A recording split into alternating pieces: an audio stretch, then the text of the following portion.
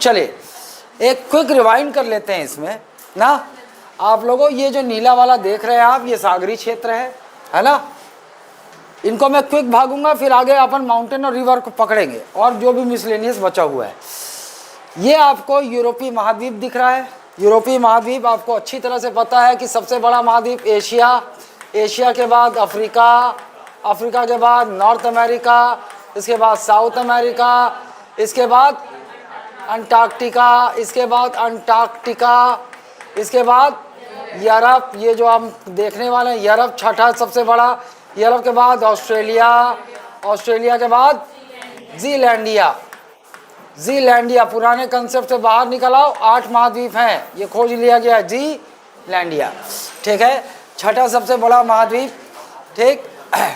उसके बाद हम ये जानते हैं, हम देख चुके हैं कि इसमें लगभग 44 देश हैं, लगभग 44 देश हैं, लेकिन लगभग 5 प्लस कर दो, ये क्या है 5, ये है आपके सॉवरन कंट्रीज, मतलब यूरोप के संप्रभु राष्ट्र। और ये जो 5 है, ये जो है इनको कहा जाता है ट्रांस कॉन्टिनेंटल कंट्रीज, अंतर महाद्वीपीय देश। ऐसे क्या क्या देश देख लिए, रूस, रशिया, रशिया देख लिए, टर्की देख लिए, जॉर्जिया देख लिए, कजाकिस्तान देख लिए और अजरबैजान, है ना। ऐसे 5 देश हम देख चुके हैं जो ट्रांस कॉन्टिनेंटल देश कहलाते हैं, अंतर महाद्वीपीय देश कहलाते हैं। अर्थ ये हुआ कि इन देशों के कुछ हिस्से दूसरे महाद्वीप में, कुछ हिस्से दूसरे महाद्वीप में हैं, ठीक। इन सबको मिलाकर 49-50 इनकी संख्या पहुंच जाती। लेकिन अब भी सर्वाधिक देशों वाला महाद्वीप ये नहीं है, अफ्रीका है, आएगा ना अफ्रीका। सर्वाधिक देशों वाला जो महाद्वीप है ना वो अफ्रीका है, जो इसके बाद हम पढ़ेंगे। अभी ये दूसरे नंबर पे है। आइए, इस प्रकार से ये नीला वाला हिस्सा है आप देख रहे हैं, ये है सागरी महासागरीय क्षेत्र। यूरोपीय महाद्वीप के इधर पश्चिम में क्या, अंध महासागर, ये पूरा क्या है अंध महासागर। दक्षिण में मेडिटेरियन, भूमध्य सागर, मेडिटेरेनियन सी। ऊपर में आपको पता है आर्कटिक महासागर, आर्कटिक ओशन ऊपर में। और इधर पूरब में इधर महाद्वीप है, इधर एशिया कॉन्टिनेंट मतलब भूखंड है, लैंड मास है, इधर से सागर नहीं है, ठीक। अच्छा, अब आइए इन सागरों को लोकल लेवल पर कुछ नाम दिए गए हैं। जैसे कि ये जो अटलांटिक महासागर का ये वाला हिस्सा, ये नॉर्थ सी है। ये वाला हिस्सा ये क्या है, नॉर्वेयन सी, नॉर्वेयन सी है ये वाला, यहाँ जो पानी है। अंध महासागर का ये वाला हिस्सा नॉर्वेयन सी कहलाता है। अंध महासागर में ये वाला हिस्सा, ये इंग्लैंड और फ्रांस के बीच में इंग्लिश चैनल कहलाता है। और ये वाला हिस्सा, ये वाला ही तो अंध महासागर, ये वाला हिस्सा आयरिश सी कहलाता है, आयरिश सागर, आयरिश सी कहलाता है, आयरिश सी। ये बीच में दिख रहा है, इंग्लैंड और आयरलैंड के बीच में, वेल्स और आयरलैंड के बीच में आयरिश सागर। फिर इधर आइए, ये बीच में जो दिख रहा है आपको पानी, ये है ना, ये आपका पोलैंड, ये आपका स्वीडन, ये आपका एस्टोनिया, लातविया, लिथुआनिया, ये आपका फिनलैंड। इसके बीच में जो पानी दिख रहा है ये बाल्टिक सागर है। यहाँ रूस वाले, इसके बाद ये पूरा रूस वाला क्षेत्र है ना जो यूरोप में आता है। रूस का ये वाला हिस्सा यूरोप में भी माना जाता है और एशिया का भी हिस्सा, इसीलिए इस हिस्से को यूरेशिया कहते हैं। यह है व्हाइट सी, यह है व्हाइट सी श्वेत सागर, यह है व्हाइट सी श्वेत सागर। यह कैस्पियन सी वैसे तो एशिया में लिया जाता है, लेकिन यही सीमा बनाता है, यूरोप और एशिया की सीमा में ये बहता है, ये कैस्पियन महासागर। इसके बारे में डिटेल हम एशिया में पढ़ेंगे। ये विश्व का सबसे बड़ा झील है, नाम लिखा हुआ सागर, लेकिन ये विश्व का सबसे बड़ा झील है ये, हम बाद में देखेंगे। ये है आपका ब्लैक सी काला सागर, ये आपका ब्लैक सी काला सागर। और इसी का ये हिस्सा थोड़ा सा जो ऊपर निकला हुआ है, ये है अजोव सागर, ये है अजोव सागर, ठीक। अब ये पूरा जो इधर नीचे वाला हिस्सा दिख रहा है ये आपको भूमध्य सागर है।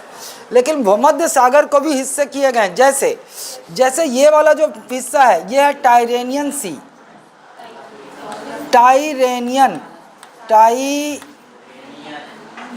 RH, बड़ा घटिया स्पेलिंग इसका,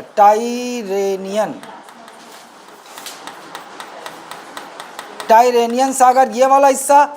ये वाला हिस्सा आयोनियन सागर, आयोनियन सी, आयोनियन सी, ये वाला हिस्सा, ये वाला हिस्सा ये ब्लैक, ये एजियन, ये एजियन सी, एजियन सी देख चुके हैं, ये एजियन सी। अच्छा, उसके बाद क्विक हम लोग देख लेते हैं, कुछ खाड़ियाँ देख लेते हैं। जैसे ये है बोथनिया की खाड़ी, ये जो काला महासागर में ऊपर, ये बोथनिया की खाड़ी स्वीडन और फिनलैंड के बीच में। ये आप फिनलैंड और लातविया के बीच में देखें, फिनलैंड की खाड़ी। और ये रीगा है, ये रीगा मतलब ये है आपका लिथुआनिया, लिथुआना की राजधानी रीगा है, इसलिए ये जो पानी है बीच में रीगा की खाड़ी है। और ये है बहुत जो आपको पता ही होना चाहिए, ये है आपकी Biscay, gulf of Biscay, Biscay की खाड़ी, ये है बिस्के की खाड़ी, ये बिस्के की खाड़ी। अभी आपको ये तो लोकेशन ध्यान हो गया होगा कि काला महासागर में ये 3 खाड़ियाँ स्थित हैं। नहीं, बाल्टिक महासागर, बाल्टिक महासागर में क्वेश्चन बन सकता है। ऊपर में बोथनिया की खाड़ी, फिनलैंड की खाड़ी, रीगा की खाड़ी। और अंध महासागर में खाड़ी जो दिख रहा है उधर पश्चिमी हिस्से में, वो है बिस्के की खाड़ी। और एक और चीज़ आपको ध्यान रखना होगा कि ये बिस्के की खाड़ी जो अंध महासागर का ये जली हिस्सा है, ये कौन कौन से देशों से अपनी सीमा में तट बना रहा है? फ्रांस और स्पेन। याद रखना, फ्रांस और स्पेन दिख रहा है, ये फ्रांस, ये स्पेन, बस यही 2 देशों से ये तट साझा कर रहा है। उसके बाद विभिन्न जल संधियां देखे थे, एक तरफ से शुरू करता हूँ। एकाक जल संधि आपको नहीं बताया था, जान लो, ये है नॉर्थ चैनल, ये दिख रहा है आपको, ये आपका उत्तरी आयरलैंड है, ये उत्तरी आयरलैंड है ना। और ये वाला हिस्सा क्या है? स्कॉटलैंड, ये वाला हिस्सा स्कॉटलैंड। लेकिन आप इस पूरे हिस्से को क्या बोल सकते हो? British, great Britain, great Britain बोल सकते हैं ना। ये वाला स्कॉटलैंड, ये इंग्लैंड और ये वेल्स, इन तीनों को मिलाकर क्या कहा जाता है? Great Britain. और ग्रेट ब्रिटेन में प्लस कर दे ये नॉर्थ आयरलैंड, उत्तरी आयरलैंड, ये उत्तरी आयरलैंड को अगर प्लस कर दे तो बन जाता है यूके। और अगर इसको आयरलैंड के बाकी हिस्सों को भी मिला ले, और 6000 महाद्वीप छोटे छोटे हैं, द्वीप, 6000 द्वीप, अगर इनको मिला लें तो बन जाता है ब्रिटिश महाद्वीप, ब्रिटिश द्वीप समूह, ब्रिटिश द्वीप समूह, जिसको ब्रिटिश आइल्स कहते हैं। ये बात तो क्लियर है आपको। यहाँ पर नॉर्थ चैनल है, किसके किसके बीच में दिख रहा है आपको? ये किसको, अंध महासागर को किससे जोड़ रहा है? आयरिश सागर से। अंध महासागर को किससे जोड़ रहा है? आयरिश सागर से।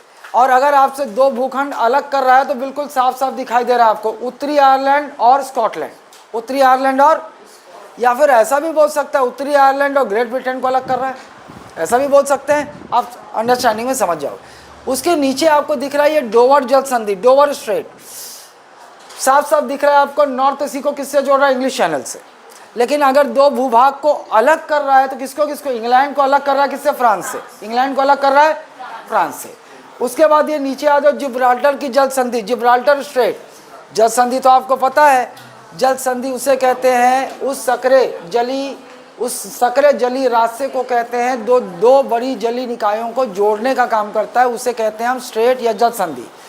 तो जिब्राल्टर आपको साफ साफ दिखाई दे रहा है, एक तरफ है उसके अंध महासागर, पश्चिमी साइड अंध महासागर, और पूरब की साइड है भूमध्य सागर, है ना।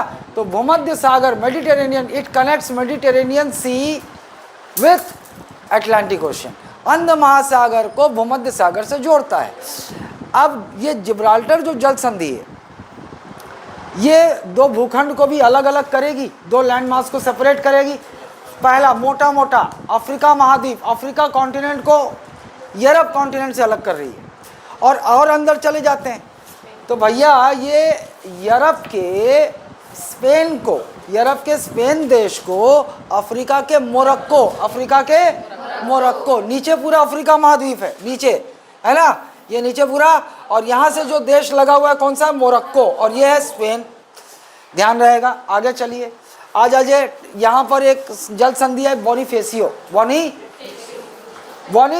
जल संधि। अब देखिए किसको किसको जोड़ रहा है भैया, इधर क्या है? टायरेनियन सागर, और इधर क्या है? भूमध्य सागर। इधर क्या है? भूमध्य सागर। और अगर मान लो कभी ऐसा भी आ जाए तो मैं और अंदर आपको एक बात बता दें, ये है लेगोरियन सी, लेगुरियन सागर, ये है लेगुरियन सागर। कंफ्यूज नहीं होना, टायरेनियन सागर को अन्य भूमध्य सागर से जोड़ता है या टायरेनियन सागर को लेगोरियन सागर से जोड़ता है, ऑप्शन के हिसाब से देखना होगा। लेकिन आपको पता है CGPSC में वैसे इनके आने के चांसेस कम है, लेकिन इसके अलावा अन्य एग्जामों में बहुत तगड़े चांसेस रहते हैं आने के यहाँ से। आइए, ये हो गया बोनिफिशियो। और एक और चीज़, अब ये दो भूखंड को अलग भी कर रहा होगा, तो आपको मैं बता दूं, माफ़ कीजिएगा मैं एक गलती कर गया था, मैं कॉर्सिका के देश बता दिया था। आपको बता देता हूं, ये जो है नीचे जो दिख रहा है आपको वो सर्डिनिया द्वीप है। सर्डिनिया आइलैंड किसका है? इटली का है। और जो ऊपर द्वीप दिख रहा है वो कॉर्सिका है। कॉर्सिका पर फ्रांस का अधिकार है। कॉर्सिका मतलब ये फ्रेंच आइलैंड है। तो आपको ये ध्यान रखना होगा कि बोनिफिशियो जल संधि फ्रेंच कॉर्सिका द्वीप को इटालियन सर्डिनिया द्वीप से अलग करता है।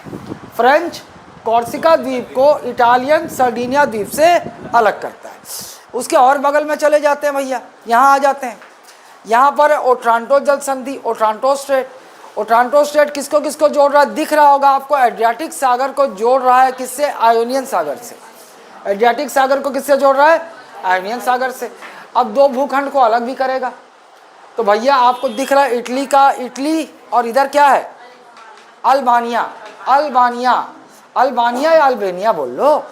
इटली को किससे अलग कर रहा है? अल्बानिया से। यूरोप के दो देश हैं ये। इटली को किससे अलग कर रहा है? अल्बानिया से। ठीक, और थोड़ा आगे चलते हैं तो ये वाला बहुत महत्वपूर्ण है। टर्की में दो आपको जल संधियां मिलेंगी। टर्की में ऊपर की तरफ ये काला सागर है और नीचे की तरफ एजियन सागर ना। टर्की में आपको पता है कि टर्की अंतर महाद्वीपीय देश है। मतलब टर्की का कुछ हिस्सा यूरोप में है और कुछ हिस्सा एशिया में है। या आप यूँ बोलो, गलत नहीं होगा कि टर्की का अधिकांश हिस्सा एशिया में है, छोटा सा हिस्सा यूरोप में है। और जो हिस्सा यूरोप में है वो कौन सा वाला हिस्सा है? ये वाला, ये छोटा सा दिख रहा है, इसको क्या बोलते हैं आप लोग? थ्रेस। इसको क्या कहते हैं? थ्रेस कहते हैं। और ये जो बड़ा हिस्सा इधर है इसको क्या कहते हैं? एनाटोलिया। इसको क्या कहते हैं? एनाटोलिया। एनाटोलिया इसलिए कहा जाता है क्योंकि यहाँ पर सबसे बड़ा भूतल पर जो संरचना आपको दिखाई देगी वो एनाटोलिया का पठार है, इसीलिए इस हिस्से को एनाटोलिया कहा जाए। तो एनाटोलिया हिस्सा एशिया में आता है, थ्रेस हिस्सा यूरोप में आता है। अब इन दोनों को अलग करने के लिए दो जल संधियाँ आएंगी। दो, उत्तर में देखें, टर्की के उत्तर में कौन सा? बॉस्फोरस। टर्की के दक्षिण में कौन सा? डार्डेनल्स। बॉस्फोरस जल संधि। बॉस्फोरस जल संधि यूरोपीय टर्की और एशियाई टर्की को अलग करते हैं। अगर जोड़ते हैं बड़ा आसान है, जोड़ते हैं, क्योंकि आपको पता है ये बीच में जो सागर है ये क्या है? मरमरा सागर। इन दोनों के बीच में, बड़े मैप में आपको दिखा चुका हूँ, ये दोनों हिस्से, ये जो आपको अभी कहाँ गया है यार, ढूंढना पड़ता है साला, किधर गिस? हाँ, ये दे ये वाले जो हिस्सा है, ये हिस्सा है आपका थ्रेस, और ये हिस्सा जो है आपका ये है एनाटोलिया। बीच में दोनों जल संधि है। और ये बीच में जो पानी है, बीच में ये मरमरा सागर है। बीच में जो पानी है क्या है? ये बीच में जो पानी है ये है मरमरा सी। मरमरा सागर। तो मरमरा सागर के इधर ये काला सागर, मरमरा सागर के इधर एजियन सागर। तो बॉस्फोरस जल संधि किसको जोड़ती है? काला सागर और मरमरा सागर। जबकि डार्डेनल्स किसको जोड़ती है? मरमरा सागर और एजियन सागर ना। ये क्लियर है? एक और चीज़ आपको ध्यान, कभी लटके झटके कहीं पूछ दे, ऊपर वाले बॉस्फोरस जल संधि जहाँ है वो ना इस्तांबुल शहर को भी दो हिस्सों में बांट देता है। टर्की के इस्तांबुल शहर को भी दो हिस्सों में बांट देता है ना। कौन सा? बॉस्फोरस की डार्डेनल्स। बॉस्फोरस जल संधि इस्तांबुल शहर को भी, टर्की के इस्तांबुल शहर को दो भागों में बांट देता है। ये भी याद रखना। तो इस प्रकार से इस्तांबुल को हम अंतर महाद्वीपीय शहर कह सकते हैं, ट्रांसकॉन्टिनेंटल सिटी कह सकते हैं, क्योंकि इस्तांबुल का भी एक कुछ हिस्सा यूरोप में आएगा, कुछ हिस्सा एशिया में आएगा। अच्छा हो, हालांकि टर्की की राजधानी क्या है? अंकारा। टर्की की कैपिटल अंकारा। ठीक है। ये कैस्पियन सागर, इसके बारे में बाद में देखेंगे। यहाँ तक बाकी बातें सब क्लियर है। फिर हम लोगों ने कुछ प्रायद्वीप भी देखा था, कुछ प्रायद्वीप भी देखा था। सबसे पहले एक प्रायद्वीप हमने ये देखा था, ये इसको क्या कहते हैं हम, आइबेरियन, इसको आइबेरियन प्रायद्वीप, आइबेरियन पेनिनसुला, जिसमें प्रमुखतः दो देश आते हैं, पुर्तगाल और स्पेन। और प्रायद्वीप या पेनिनसुला किसको कहते हैं भैया? Peninsula is that land mass which is surrounded by sea और oceanic water from three sides, है ना। और एक side, one side is connected with a land mass. मतलब प्रायद्वीप ऐसे भूखंड को कहते हैं जो तीन तरफ से सागरी और महासागरी जल से घिरा हो और एक साइड से भूखंड से जुड़ा हो ना। तो ऐसे हमें बहुत सारे प्रायद्वीप यूरोप में देखने को मिलते हैं और इसीलिए यूरोप कहलाता है प्रायद्वीपों का प्रायद्वीप ना, पेनिनसुलाज ऑफ पेनिनसुला, पेनिनसुलाज ऑफ पेनिनसुला, क्योंकि सर्वाधिक प्रायद्वीप आपको यूरोप महाद्वीप में ही दिखेंगे। सबसे इधर आइबेरियन प्रायद्वीप, इसमें दो प्रमुख देश स्पेन और पुर्तगाल। लेकिन ऑप्शन के हिसाब से आपको देखना होगा, यहाँ पर बीच में एक अंडोरा है, अंडोरा, विकल्प के हिसाब से आपको फैसला लेना होगा। इसके बाद इधर चले तो एक दिख गया आपको ये इटालियन प्रायद्वीप, ये इटली का प्रायद्वीप दिख गया, तीन साइड से घिरा हुआ है। इटालियन प्रायद्वीप में केवल इटली का मुख्य मेनलैंड आता है, जिसमें सिसिली और सर्डिनिया, ये सिसिली द्वीप है इटली का और ये है सर्डिनिया द्वीप, ये शामिल नहीं होगा। इसके बाद आगे बढ़ते हैं तो यहाँ पर ये क्रोएशिया से लेते हुए हमें ये एक हिस्सा दिख रहा है, देखो ये हिस्सा, ये लैंड मास हिस्सा, ये हिस्सा दिख रहा है। ये हिस्सा आपको एक दो तीन तरफ से पानी से घिरा हुआ दिख रहा है।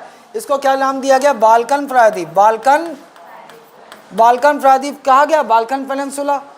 उसके बाद आगे बढ़े तो हम लोग यहाँ पर देखिए, एक ये दिख रहा है आपको, ये कौन सा है? क्रीमियन पेनिनसुला, क्रीमियन प्रायद्वीप, ये क्रीमियन। अच्छा, ये बाल्कन जो प्रायद्वीप है, इसमें आपको देश याद है?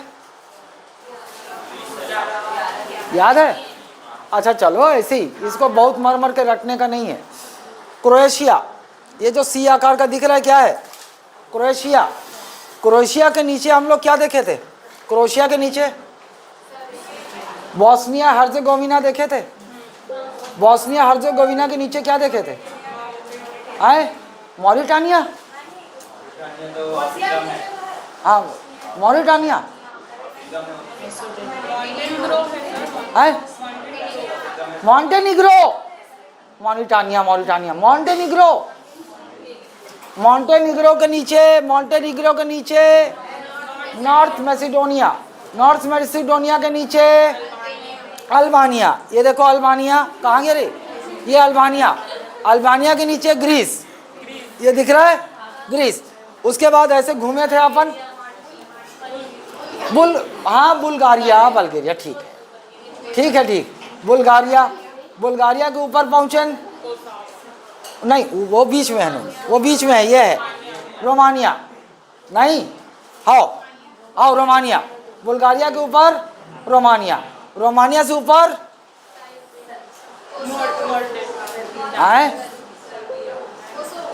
ये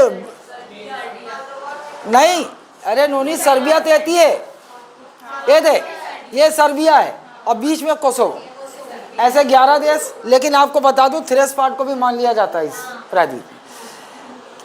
क्रीमियन पेनिनसुला किस में आएगा भैया? ये यूक्रेन है, यूक्रेन का हिस्सा है ये दो तरफ से काला सागर से और एक तरफ से अजोव सागर से जुड़ा हुआ और एक साइड से क्रीमिया यूक्रेन की मुख्य भूमि से जुड़ा हुआ है। उसके बाद हम लोग एक देखे थे, कौन सा प्रायद्वीप? ये पूरा एक बड़ा सा देखे थे, ये ऐसा, ये है स्कैंडिनेवियन प्रायद्वीप, ये देखे थे, है ना, स्कैंडिनेवियन प्रायद्वीप। सबसे बड़ा प्रायद्वीप यही है यूरोप का, स्कैंडिनेवियन प्रायद्वीप। अच्छा, अब एक बाद हम चलथन आगे, ठीक, ये लो, हाँ, अरे हाँ, एक बीच में भूल गए भैया, ये देखो जटलैंड या जूटलैंड, ये है आपका जटलैंड या जूटलैंड पेनिनसुला, जिसमें ऊपर वाला डेनमार्क है, नीचे वाला जर्मनी है। 2/3 हिस्सा डेनमार्क का, 1/3 हिस्सा जर्मनी का। तो ये प्रायद्वीप हम लोगों ने देख लिए। इसके बाद चलते चलिए, अब फोकस हमारा होगा माउंटेन रेंजेस, रिवर्स, झीलें और जो भी बचा हुआ है। आइए, कल पिछले टेस्ट में समझ चुके हो और केवल यूरोप है और इकोनॉमी है। कल अपना बुद्धि खोल के, है ना, बिना कोई सूखा नशा किए पेपर में बैठोगे और कट ऑफ क्लियर होना चाहिए, पिछले सप्ताह जैसा नहीं होना चाहिए ना। ठीक, आओ अब आइए एकदम कायदे से ऊपर में चलिए। सबसे पहले स्कैंडिनेवियन पर्वत, ऊपर में सबसे पहले स्कैंडिनेविया। ये पर्वत आपको इस प्रकार से ऐसा ऐसा ऐसा ऐसा ऐसा यहाँ तक ऐसे दिखेगा, है ना। ये क्या है भैया? स्कैंडिनेवियन पर्वत श्रृंखला, स्कैंडिनेवियन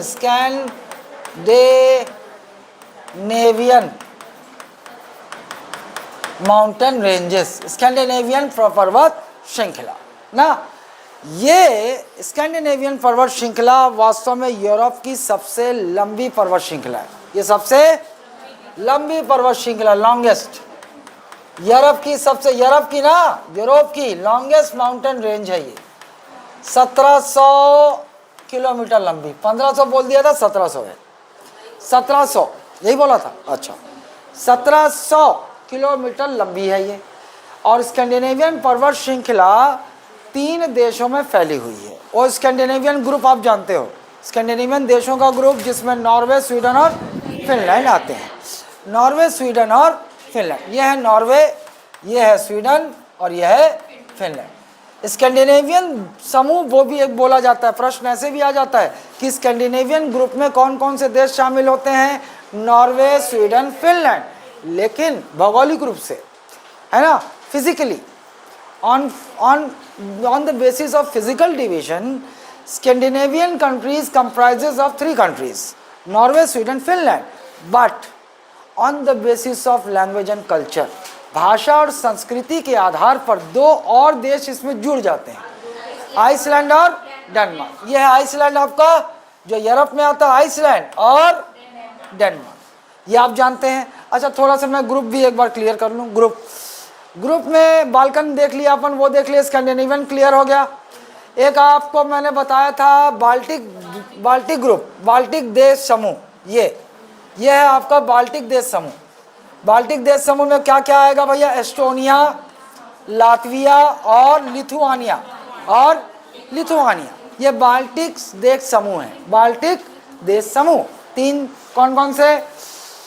ऊपर एस्टोनिया, उस नीचे लातविया और नीचे लिथुआनिया ना।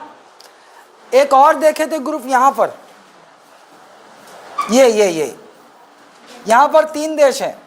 ये जो ऊपर वाला है नीदरलैंड, ये वाला बेल्जियम, और ये छोटा सा दिख रहा है यहाँ पर ऐसा, ये है लग्जमबर्ग। तो ये है बेनेलक्स देश, बेनेलक्स समूह। कौन सा समूह? बेनेलक्स। आसान है ये। देखो ये जो है economic, this group was establish for economic and security cooperation, मतलब आर्थिक व सुरक्षा सहयोग के लिए इन लोगों ने एक ग्रुप बना लिया। किसने?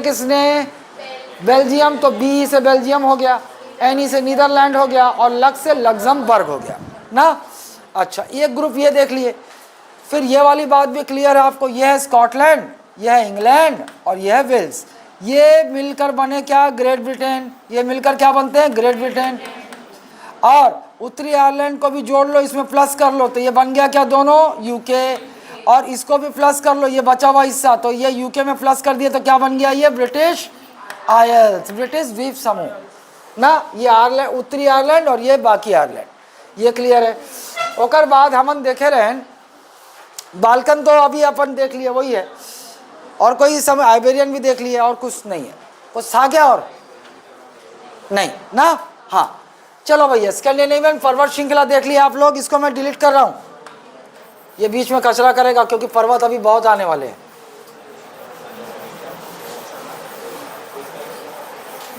आइए मर मर के रटने का नहीं है। जितनी, मेरा कहने का अर्थ ये है कि वर्ल्ड ज्योग्राफी मैपिंग में, मैपिंग की बात कर रहा हूँ, बाकी थियोरी तो आज भी प्रासंगिक है, रेलेवेंट है वो कहीं भी, भले एक आध क्वेश्चन पटकेगा CGPSC में पटकता है ना, और कोई भरोसा नहीं है, कोई ट्रेंड फिक्स ट्रेंड नहीं है CGPSC का ना, कहीं से भी धोखा दे रहा है, जहाँ से नहीं पूछता था वहाँ से पूछने लग गया है, और जहाँ से पूछता था उसको बच्चा दे दिया है, तो कोई ट्रेंड नहीं होता। CGPSC में वही लड़का सेलेक्ट हो जाओ पूरे सिलेबस के साथ तैयारी में रहेगा, ठीक। हाँ, स्ट्रैटेजिकली हम थोड़ा अलग कर सकते हैं, एग्ज़ाम से 2 महीना पहले इसको अपन लास्ट में रख सकते हैं। इसका थियरी वाला हिस्सा पूरा पढ़ लो, कंसेप्चुअल हिस्सा, और मैपिंग को लास्ट के 2-3 घंटा, अगर साल भर आपने ढंग से वीकली टेस्ट में काम किया ना, 2 घंटे में पूरा वर्ल्ड मैप छांट डालोगे, है ना, ठीक। आ जाओ, तो तगड़ा काम अभी कर लो। ये स्कैंडिनेवियन क्लियर है।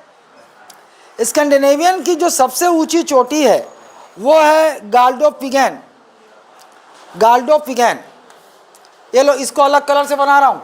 सबसे ऊंची चोटी जो है वो यहाँ है, कहाँ है, नॉर्वे में, और इसका नाम है गाल्डोपिगेन। ऐसा नाम रहता है साला, कैसे पढ़ें आप। सबसे ऊंची चोटी नॉर्वे में है, गाल्डोपिगेन, गाल्डोपिगेन। स्कैंडिनेवियन पर्वत श्रृंखला की सबसे ऊंची चोटी गाल्डोपिगेन कौन से देश में पड़ेगा, नॉर्वे, नॉर्वे ना। आइए, अब यहीं पर बीच में ये दिख रहा है आपको, ये बॉर्डर, ये बॉर्डर में दूसरी जगह बना देता हूँ, कचरा दिख रहा है वहाँ पर, कचरा हो जाएगा। ये लो, यहाँ पर ये बीच में दिख रहा है बॉर्डर, नॉर्वे स्वीडन बॉर्डर पे एक और पर्वत श्रृंखला मिलेगी आपको, जोलन। कौन सी, जोलन, के साइलेंट होगा, JOLEN, जोलन पर्वत श्रृंखला। बॉर्डर, बॉर्डर स्वीडन और नॉर्वे, नॉर्वे और स्वीडन के बॉर्डर में एक और पर्वत श्रृंखला, जोलन, ठीक। ऊंची चोटी बता दे रहा हूं, हालांकि अपन बड़े बड़े का ऊंची चोटी याद रखें तो काम हो जाएगा, सबकी ऊंची चोटी रखने की जरूरत नहीं। इसकी ऊंची चोटी है हार्डेंजरविदा। अरे ऐसे ही उल्टा पुल्टा नाम मिलेगा रे। इसकी सबसे ऊंची चोटी है, ये देखो, डेंगर पढ़ेंगे, डेंगरविदा, हार्डेंजरविदा, हार्डेंजरविदा ना। ये है जोलन। तो अब उतना चोटी वोटी इतना इंपॉर्टेंट नहीं है। हाँ, ये कभी लटके झटके पूछ सकता है कि स्वीडन और नॉर्वे की सीमा में कौन सी पर्वत श्रृंखला है। वो स्कैंडिनेवियन नहीं है, असल में ये उसकी सीमा बता रही, इधर क्या है, इधर नॉर्वे, इधर स्वीडन, वो कौन सा है, जोलन। आ जाइए, नीचे आइए, एक तरफ से चलेंगे। ये जो दिख रहा है वेल्स आपको, ये वेल्स है ना, वेल्स में, अरे बदल गई, कैम्ब्रियन माउंटेन है यहाँ पर, कैम्ब्रियन।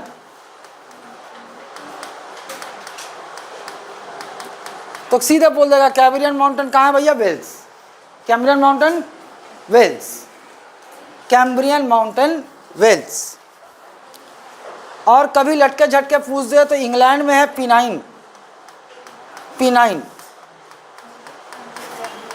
पिनाइन माउंटेन, पिनाइन, इंग्लैंड में पिनाइन, इंग्लैंड में पिनाइन माउंटेन, ठीक। नीचे आ जाओ भैया, कैंटाब्रियन माउंटेन इधर स्पेन में इस साइड दिखेगा, यहां पर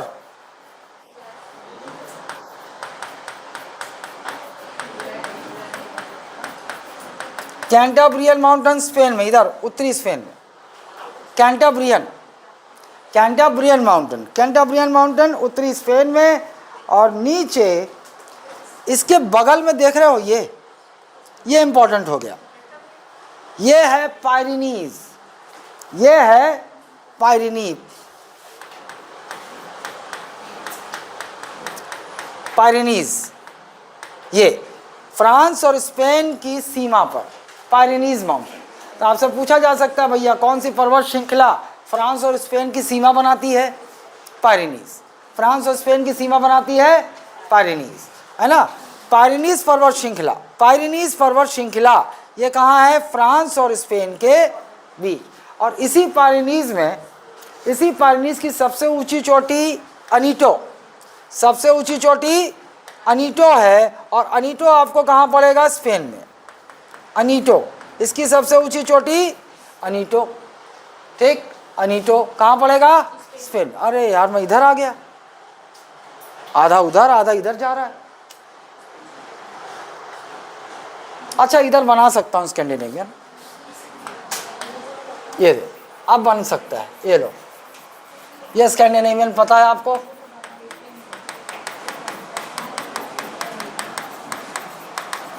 और स्कैंडिनेवियन की सबसे ऊंची चोटी क्या है, आए गाल्डो पिजेन, गाल्डो पिगेन, ये इसकी है, ये है। और ये किसका है, ये है। चलो अब ठीक है, एक में आ जाए, ये क्लियर है। पायरेनीज, पायरेनीज की सबसे ऊंची चोटी एनीटो, स्पेन में है ना। स्पेन में नीचे एक और लटके झटके वाला है, सियारा नवादा, यहाँ भी है सियारा नवादा,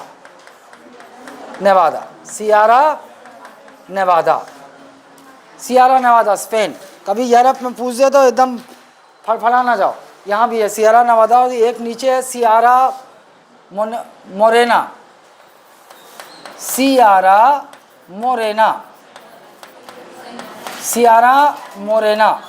सियारा नेवादा और सियारा मोरेना, ये पर्वत भी स्पेन में है, ठीक। आ जाइए, ओकर बाद एती चलो, एती आपको पता है सिसिली द्वीप में एक पर्वत है, सिसिली द्वीप में एक पर्वत है, कौन सा, एटना, माउंट एटना, ये है आपका एटना है। और ये इटली के इधर भी द्वीप है ना, नेपल्स, यहाँ पर वेसुवियस, यहाँ पर नेपल्स में विसुवियस है। और आप लोगों ने एक और देखा था लिपारी द्वीप समूह में, स्ट्राम्बोली, यही सिसिली के पास ऐसे लगा हुआ द्वीप समूह है, यहाँ पर एक और स्ट्राम्बोली, ये कौन सा, स्ट्राम्बोली, शॉर्ट में लिख दो स्ट्राम्बोली, समझ जाओगे आप। स्ट्राम्बोली और एटना और विसुवियस, आपको स्ट्राम्बोली और एटना पता है, ये कैसे है, सक्रिय ज्वालामुखी पर्वत है तीनों, ये तीनों ज्वालामुखी पर्वत हैं। एक नेपल्स का विसुवियस, एक नेपल्स में वेसुवियस, इटली के नेपल्स में वेसुवियस, ये प्रसुप्त है, डॉर्मेंट वोल्केनो है। और ये तीनों क्या है, ज्वालामुखी पर्वत। इन पर्वतों का निर्माण ज्वालामुखी से हुआ है, ये ज्वालामुखी पर्वत है ना। लोकेशन भैया, तो जो सिसिली द्वीप है उसमें है माउंट एटना, ये सक्रिय ज्वालामुखी वोल्केनो है, सक्रिय ज्वालामुखी पर्वत है। और इसी से लगा हुआ लिपारी द्वीप समूह में स्ट्राम्बोली सक्रिय ज्वालामुखी है, एक्टिव वोल्केनो पर्वत है। और नेपल्स में वेसुवियस, इटली के ही नेपल्स में वेसुवियस, ये डॉर्मेंट यानी कि प्रसुप्त ज्वालामुखी पर्वत है। क्लियर है, आ जाइए। हाँ देखो, ये जो नीचे वाला है ये क्या है भैया, सिसिली द्वीप, सिसिली। तो माउंट एटना कहाँ है, सिसिली द्वीप में। एटना कहाँ है, सिसिली द्वीप में। ये ज्वालामुखी पर्वत है, कैसा ज्वालामुखी है, सक्रिय ज्वालामुखी, एक्टिव वोल्केनो है। इसी सिसिली से लगे हुए छोटे छोटे और द्वीप हैं जिसको कहा जाता है लिपारी द्वीप, लिपारी आइलैंड्स। लिपारी आइलैंड्स में लगा हुआ कौन सा वॉल्केनिक पर्वत है, वॉल्केनिक माउंटेन है, स्ट्राम्बोली। और स्ट्राम्बोली किस प्रकार का ज्वालामुखी है, सक्रिय ज्वालामुखी, सक्रिय ज्वालामुखी।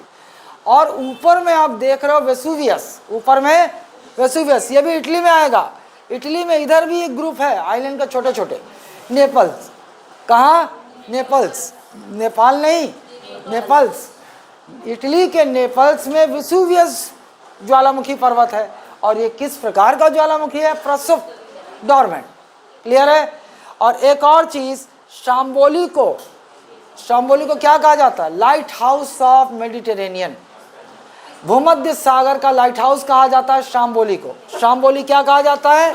भूमध्य सागर का light house, light house of Mediterranean, light house of Mediterranean, भूमध्य सागर का लाइट हाउस कहा जाता है। क्यों लाइट हाउस? इरप्शन, उद्गार होता रहता है, ऐसे लाइट लग रहा है, लाइट जल रहा है ना, ज्वालामुखी विस्फोट होता रहता है, लाइट की तरह निकलता रहता है, इसीलिए इसको लाइट हाउस ऑफ मेडिटेरेनियन कहते हैं। क्लियर है? अच्छा, और बाद हम फ्रांस में आ रहे हैं, ऊपर चलते हैं। अभी मैं आल्प्स और कार्पेथियन को सबसे बाद में बताऊंगा, क्योंकि थोड़ा सा उसमें देशों को ध्यान देना है। इधर आइए, ये फ्रांस है ना, और ये जर्मनी। देखो भैया, थोड़ा सा देश देख लो, ये फ्रांस, ये जर्मनी, ये डेनमार्क, मोटा मोटा ये पोलैंड, ये पोलैंड के नीचे स्लोवाकिया, नहीं हंगरी, ये क्या है? ये चेक रिपब्लिक, चेक रिपब्लिक, ये ऑस्ट्रिया, ये स्विट्जरलैंड, ये आपका स्लोवाकिया, ये है आपका नीचे, स्लोवाकिया के नीचे हंगरी, हंगरी तो है, स्लोवाकिया के नीचे हंगरी है ना। अच्छा, और बाद ये नीचे दिखा था, ये दे ये कहाँ है? स्लोवेनिया है। कंफ्यूज नहीं होना, सुनो, ये स्लोवाकिया है, ये स्लोवेनिया है। ये जो स्लोवाकिया है ना, पहले ये चेकोस्लोवाकिया कहलाता था पहले, बाद में ये अलग हो गया और ये बन गया स्लोवाकिया, और ये चेक रिपब्लिक बन गया ना। और ये जो स्लोवेनिया है, स्लोवेनिया पहले ये था यूगोस्लाविया, पहले यूगोस्लाविया था, और ये अभी स्लोवेनिया है ना। इसका इतिहास उतना जरूरी नहीं है अपने लिए। इधर हंगरी देख लिए, ये क्या है भैया? बेलारूस। ये क्या है? यूक्रेन। ये क्या है? रोमानिया, मोटा मोटा। ये तो जानते हो आप, टर्की। चलो अब आएगा तो देख लेंगे। अच्छा, ये बीच में एक और बता दो, ये छोटा सा दिख रहा है, स्विट्जरलैंड और ऑस्ट्रेलिया से लगा हुआ छोटा सा डॉट दिख रहा है, सच्ची में दिखा था? अच्छा,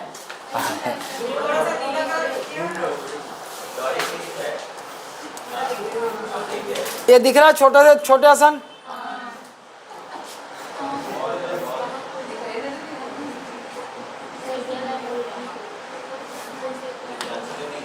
ये है, ये देखो, ये क्या है?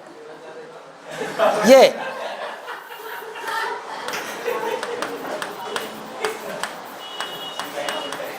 बड़ा खतरनाक स्पेलिंग मेरा, स्पेलिंग गलत होगा ना, ओ माइंड मत करना। लिचनस्टीन, लिचनस्टीन देश है ये देश है, ये पर्वतीय देश है, लिचनस्टीन। गोवा इससे बड़ा होगा ना, लिचनस्टीन देश है वो ना। अरे उधर के गांव हमारे शहरों से अच्छे हैं, समझा?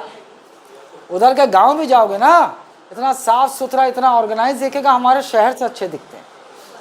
हमारे शहरों से तो हमारे गांव भी ज़्यादा साफ सुथरे हैं।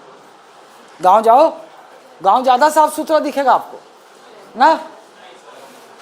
अरे है गांव ज़्यादा साफ सुथरा दिखता है। अरे तुम वो छोड़ दो, मैं यूरोप के देशों की तुलना बात नहीं कर रहा हूँ, तुम नेपाल चले जाओ। नेपाल जो है कितना गरीब देश है, हमसे कहाँ है? वो नेपाल में चले जाओ, वहाँ लोगों में सिविक सेंस, नेचर के प्रति, साफ सफाई के प्रति हमसे कहीं अधिक है, हमसे कहीं अधिक है। देख लेना वहाँ पर कहीं, अगर आप वैसे ही यहाँ पर कहीं भी खुले में लोग चले जाते हैं ना।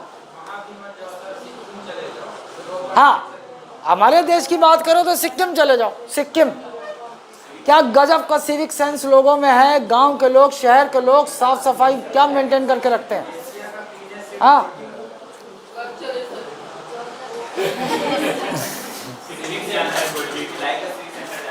सिविक सेंटर आए, इधर आओ, इधर आओ, इधर आओ। ये देखो भैया, एक सुनो, आए रुको रे, इससे पहले कि मैं पर्वतों है, बस इससे पहले कि पर्वतों में मैं आगे बढ़ूं, दो तीन पठार हैं जो हमको देखना चाहिए। दो तीन पठार, एक हम लोगों ने यहाँ पर फ्रांस के नीचे यहाँ पर एक पठार देखा था, सेंट्रल मैसिव। इसको क्या पढ़ दिया गया नाम? Central massive, central massive. याद रहना चाहिए लोकेशन, फ्रांस, सेंट्रल मैसिव पठार फ्रांस। और एक पठार हम लोगों ने यहाँ देखा था,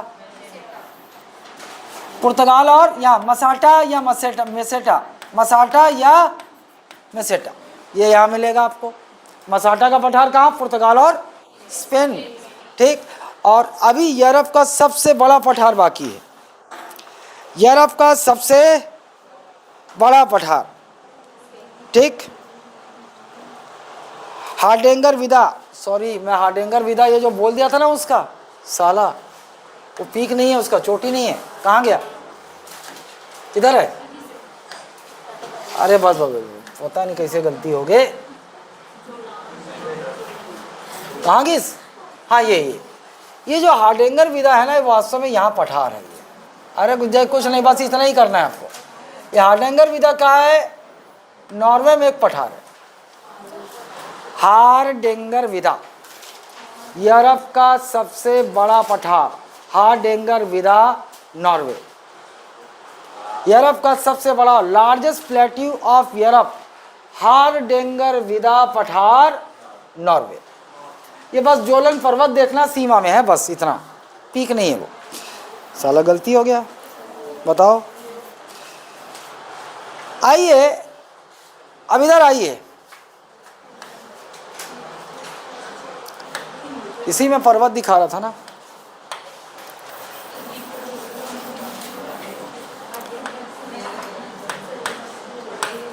मैं बता दूंगा आपको कौन कौन सा इंपॉर्टेंट है, मार्क कर लेना उसको, वो हमेशा याद होना चाहिए ना।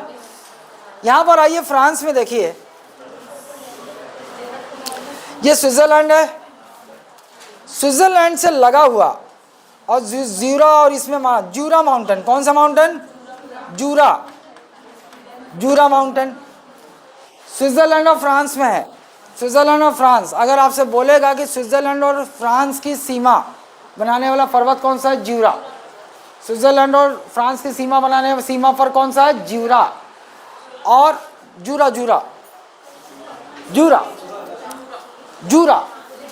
और इधर देखो आप, इधर देखिए, ये जर्मनी है और ये फ्रांस है। इस साइड जर्मनी में ब्लैक फॉरेस्ट है। ये कौन सा है? Black forest mountain, black forest. और इसके इस साइड यहाँ पर वोजेस, इस साइड कौन सा है? वोजेस पर्वत।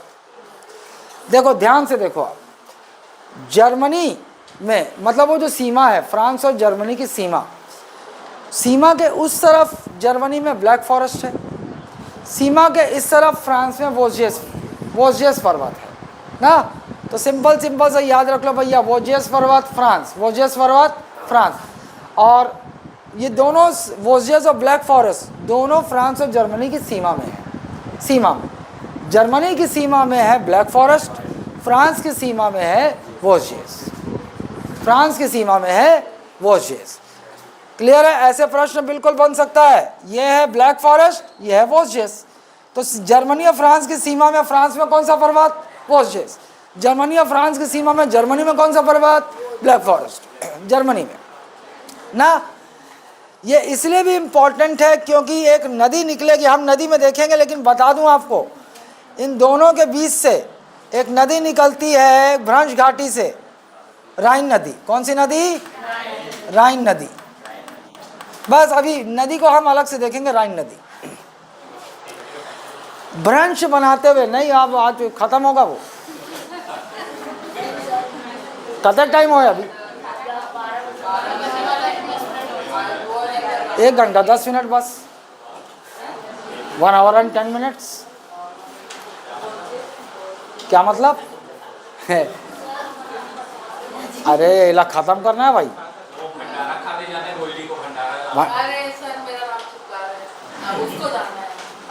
वैसे जो लोग लड़कियां हॉस्टल में रह रही, मैं तो सुझाव दूंगा कि आज खाना बनाओ मत। मूर्खता है, मतलब कुछ तो चालाकी करो। कैसे प्रिया बना था इसका? हाँ अबे दुनिया जगह होगा।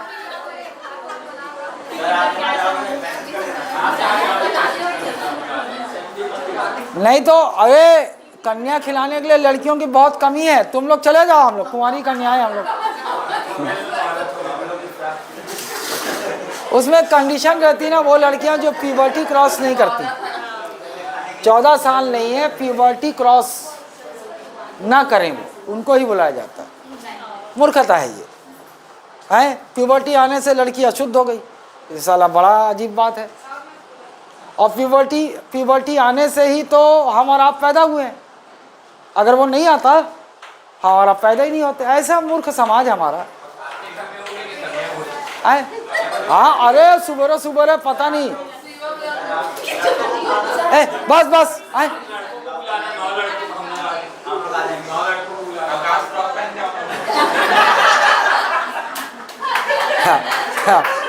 फ्रॉक पहन के आएगा, इधर आ इधर इधर, वापस वापस वापस वापस, अरे वापस है, फिर बोलोगे सालों जल्दी से घर जाना, रुको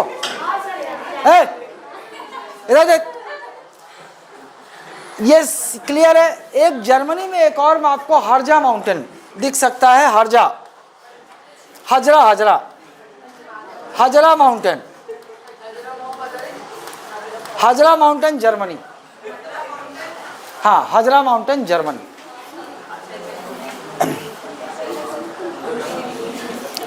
कार्पेथियन, और इसको मेरे को बाद में पहुंचना है। एक आ जाओ बहुत इंपॉर्टेंट एपेलाइंस है, बस बस बस।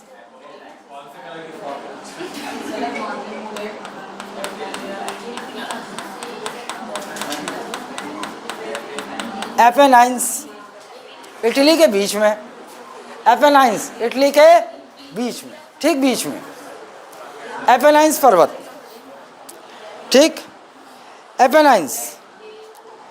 उसके बाद ये वाला दिख रहा है ना आपको, ये बीच में मैं यहाँ बना रहा हूँ उसको, ये कैस्पियन सागर है, ये काला सागर है ना, ये जॉर्जिया है, ये आर्मेनिया है, ये अजरबैजान है।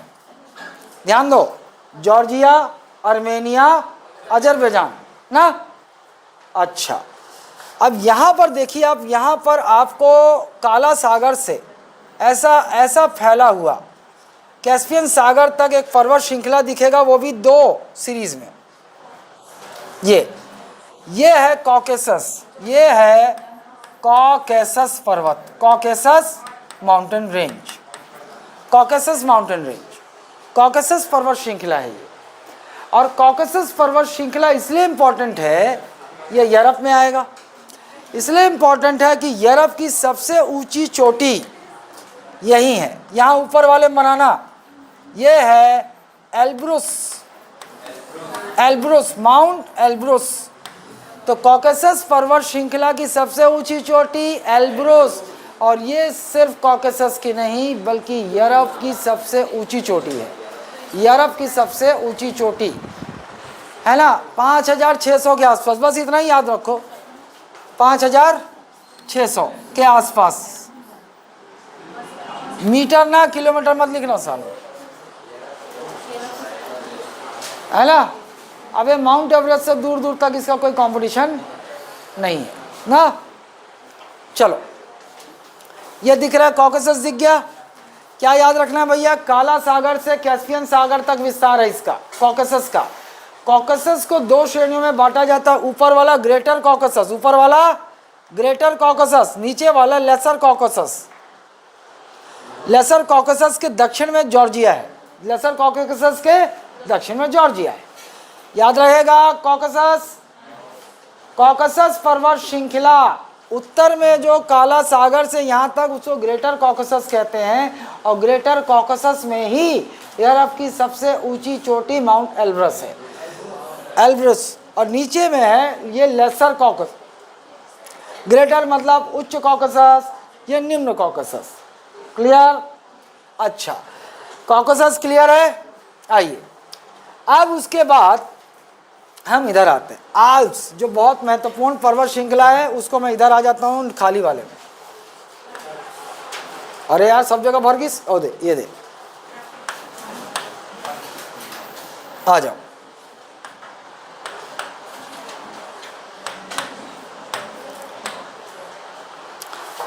एल्प्स को ध्यान दीजिए।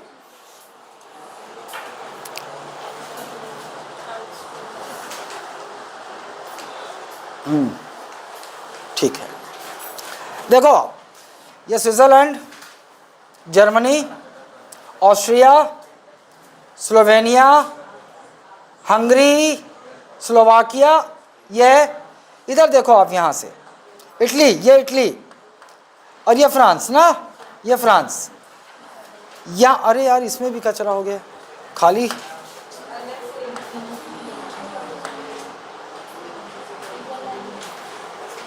यहाँ बन जाएगा। ये देखो एक आध देश छूट गया था, उसको ठीक से अपडेट करना। ये जर्मनी, इटली, ऑस्ट्रिया, स्विट्जरलैंड, लिechtenstein बीच में है, लिechtenstein, ऑस्ट्रिया, और ये है ये स्लोवेनिया। स्लोवेनिया, इन देशों में आपको फैला हुआ एक पर्वत श्रृंखला मिलेगा आर्क आकार में।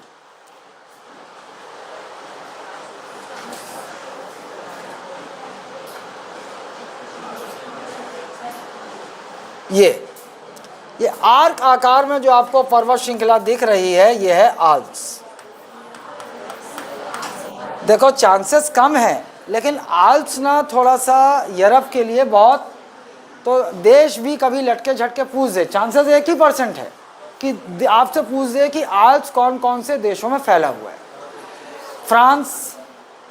France, Italy, Germany, France, Italy, Germany, Switzerland, Austria, Slovenia, ना, यहाँ आल्प्स फैला हुआ है। आल्प्स कौन कौन सा देश भैया? France, Germany, Italy, Switzerland, Slovenia, और एक ऑस्ट्रिया। कुछ बन रहा है क्या? फिगा डबल एस, FIS है, और एक लिechtenstein है, एक लिechtenstein वो छोटा सा बीच में है। कुछ बन रहा है क्या?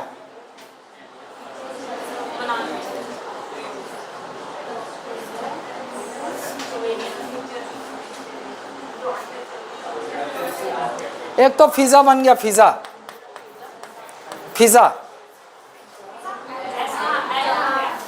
अरे रुक, एक फिजा बन गया, एल को फिक्स करते हैं ना। फिसल। अरे यार, अरे फिसल जी, और क्या? फिसल जी, आज पर्वत फिसल जी ना, हमन बोला था गड़िया में, बोला था फिसल ना जी ना, तो ना नहीं बोलने का, फिसल जी। ठीक, आल्प्स पर्वत फिसल जी। फ्रांस, इटली, ऐसे स्विट्जरलैंड, स्लोवेनिया, ए से ऑस्ट्रिया, एल से लिechtenstein, जी से जर्मनी, ये ठीक है। फिसल जी ना, आल्प्स पर्वत इन देशों में फैला हुआ, और इसकी सबसे ऊंची चोटी माउंट ब्लैंक। आल्प्स पर्वत की सबसे ऊंची चोटी इटली और फ्रांस के बॉर्डर पे है। कौन सा? Mount blank. आल्प्स पर्वत की सबसे ऊंची चोटी इटली और फ्रांस की सीमा पे है, माउंट ब्लैंक। दोनों में विवाद चलता रहता है। आप ऐसा बोल सकते हो कि दोनों का अधिकार, दोनों कॉमनली उसको आप दोनों में वो हो गया है समझौता। हाँ ठीक है, तोरो सही है, मोरो सही है। तो फ्रांस और इटली के संयुक्त अधिकार क्षेत्र में, फ्रांस और इटली के अगर कभी एक चुनना पड़े तो फ्रांस चुन लेना, लेकिन लिखो फ्रांस और इटली के संयुक्त अधिकार, जॉइंट राइट। ठीक, क्लियर है आल्प्स? अब आइए कार्पेथियंस को देख लेते हैं। कार्पेथियंस देखो, ऑस्ट्रिया, चेक रिपब्लिक, देखो इधर आओ, एक कार्पेथियन पर्वत, ये देखो, ये ऑस्ट्रिया है, चेक रिपब्लिक, ये पोलैंड, पोलैंड, चेक रिपब्लिक, ऑस्ट्रिया, ये स्लोवाकिया है और ये यूक्रेन है। ये लो भैया, ये इस प्रकार से ये भी फैला हुआ है। ये लो,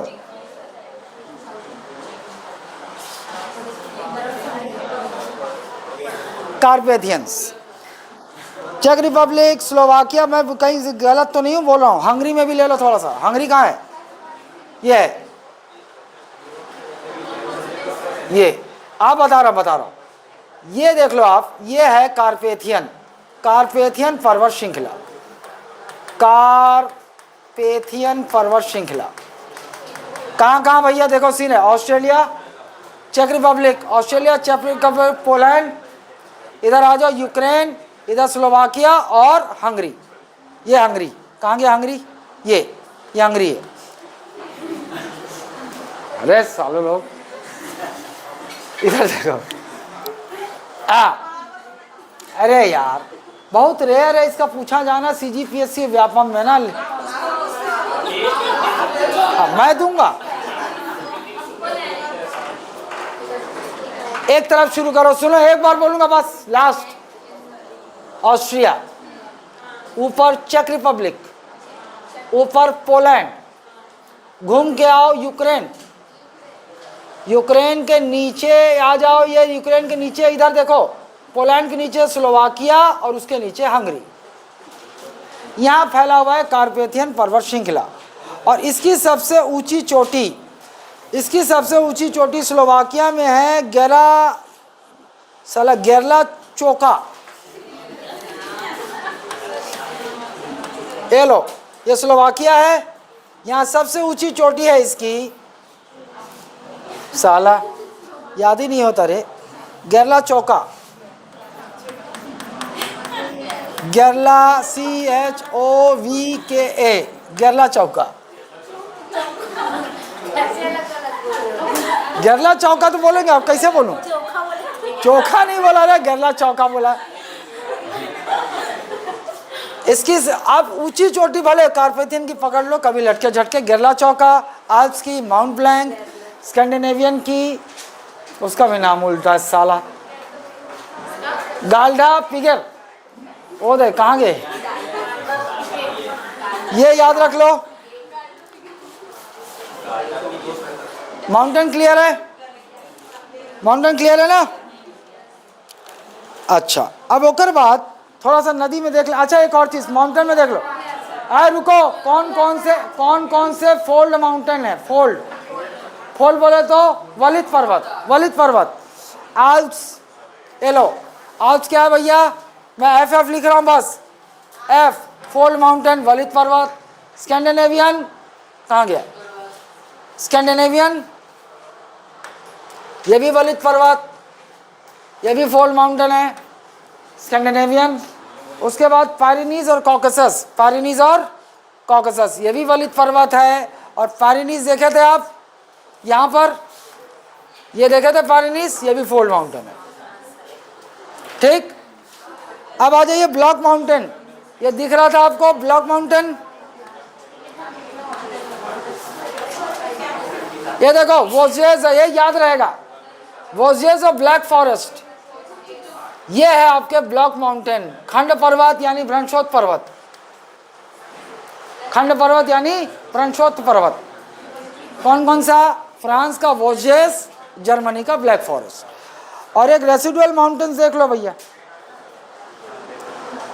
अरे सॉरी, ये स्कैंडिनेवियंस जो है ये अवशिष्ट पर्वत है, और जोलन भी अवशिष्ट, रेसिडुअल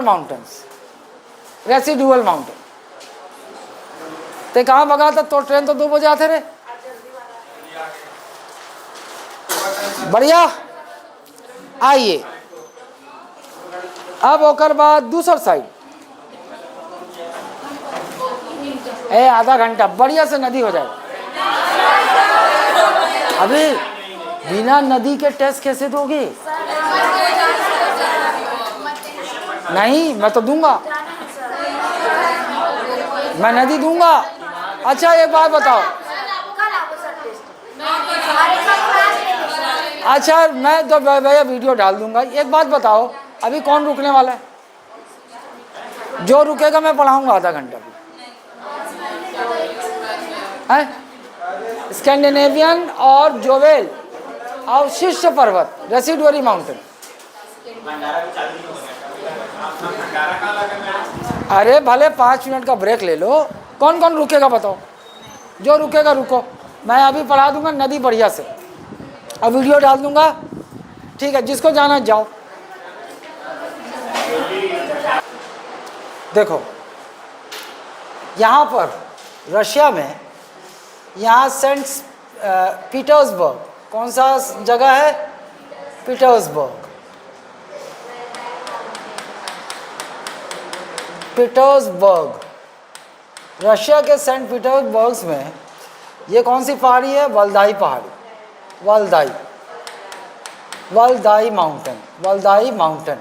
और यहाँ से एक नदी निकलती है और इस तरह से इतना मोटा कैसे हो गया?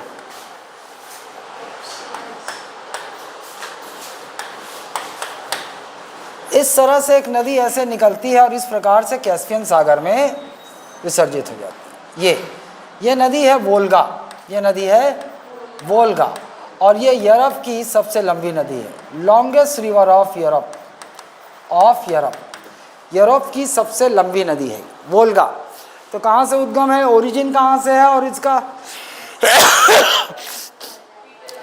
River Volga originates from Valdai mountain Petersburg and it falls in Caspian sea, है ना। वोल्गा नदी का उद्गम है वल्दाई पहाड़ी, पीटर्सबर्ग, रूस में ही बहती है, ये रशिया में ही बहती है और कैस्पियन सागर में जाकर विसर्जित हो जाती है ना। यह है वोल्गा। किधर की ओर बह रही? दक्षिण की ओर। किधर की ओर? दक्षिण की ओर। ठीक है। उसके बाद यहीं से एक और नदी निकलती है, वल्दाई पहाड़ी से एक और नदी निकलती, इस प्रकार से ये कहाँ चली जाती है? ब्लैक सी। कहाँ? ब्लैक सी। ये कौन सी नदी? नाइपर। ये नीपर या नाइपर नदी है। कहाँ से? वल्दाई से निकली। कौन कौन से देश से? ये कौन सा? बेलारूस, और ये कौन सा है? यूक्रेन। बेलारूस और यूक्रेन है। बेलारूस और यूक्रेन से जाती हुई ये काले, तो ज़्यादा क्या याद रखना है आपको? उद्गम कहाँ गई? कहाँ? काला सागर में विसर्जित हो जाती है। इसके तट पर यूक्रेन की राजधानी कीव स्थित है। कीव, इसके तट पर यूक्रेन की राजधानी कीव स्थित है।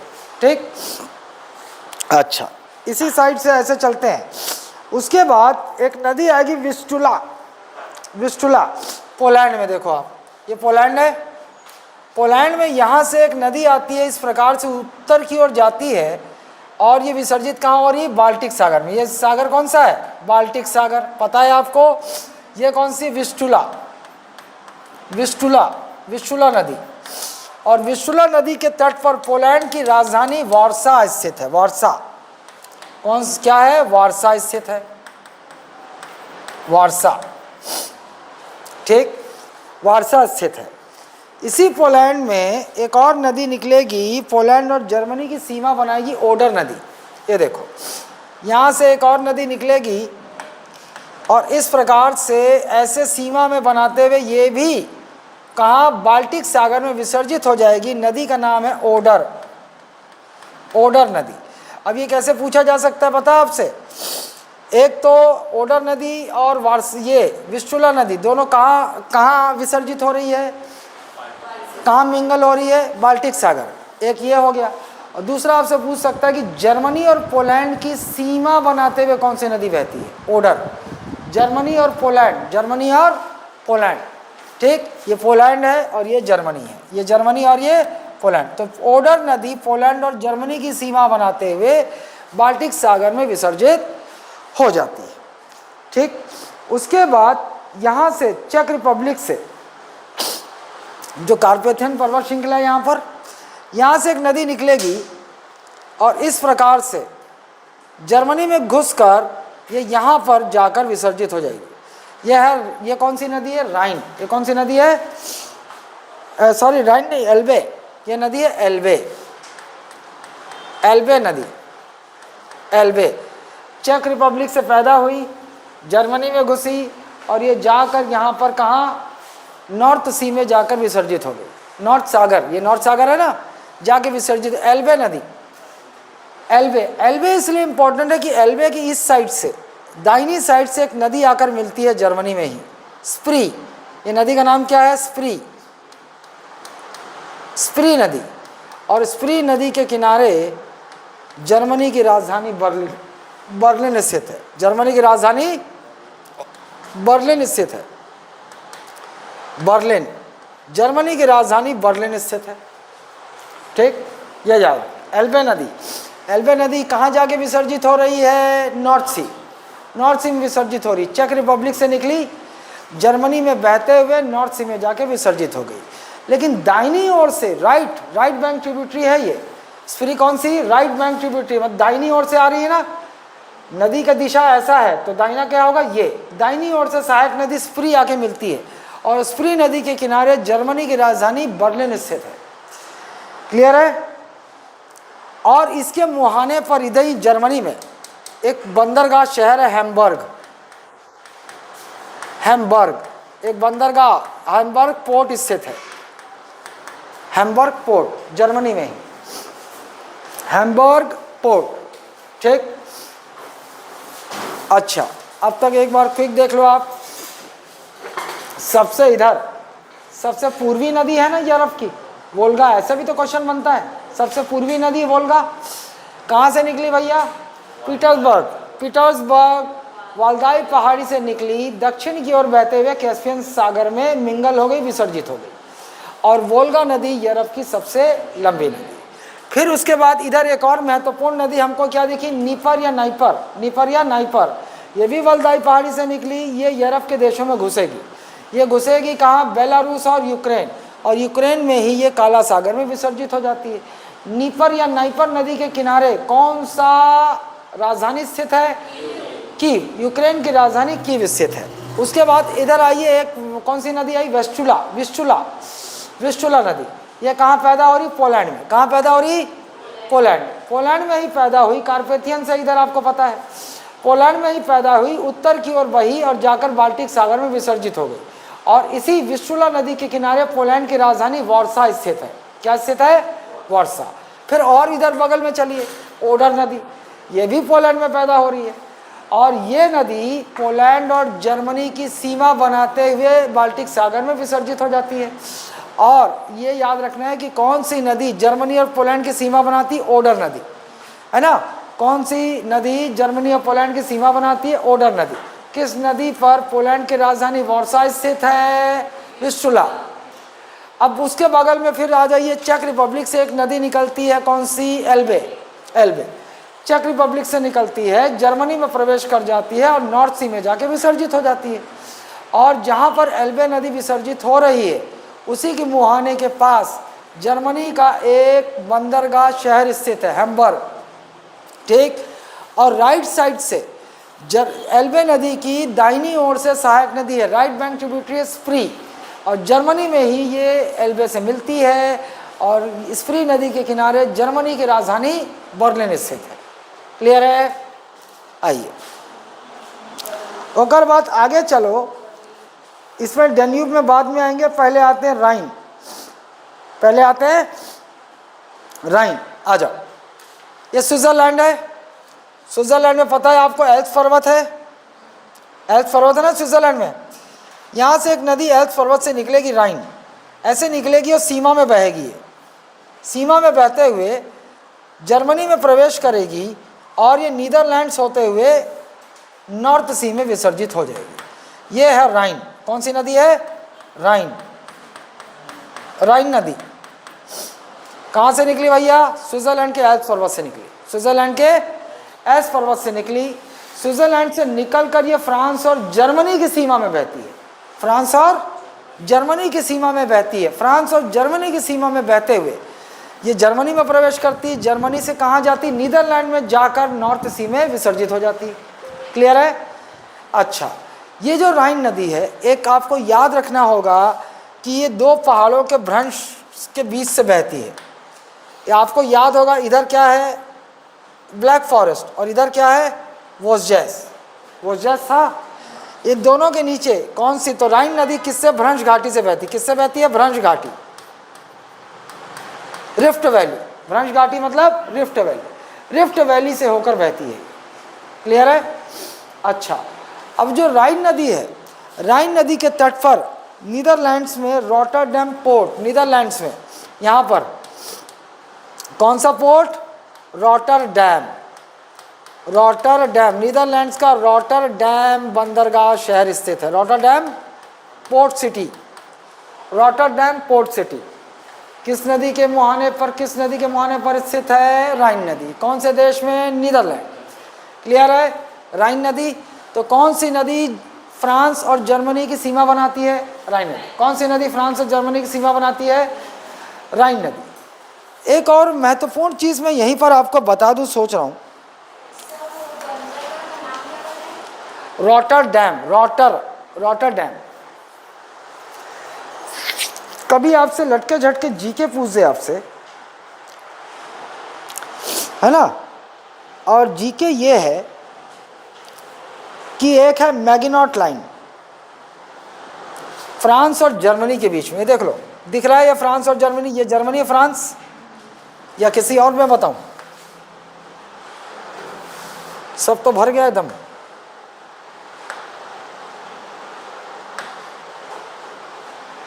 ये दिखा थे। चलो यहां पर देखो आप,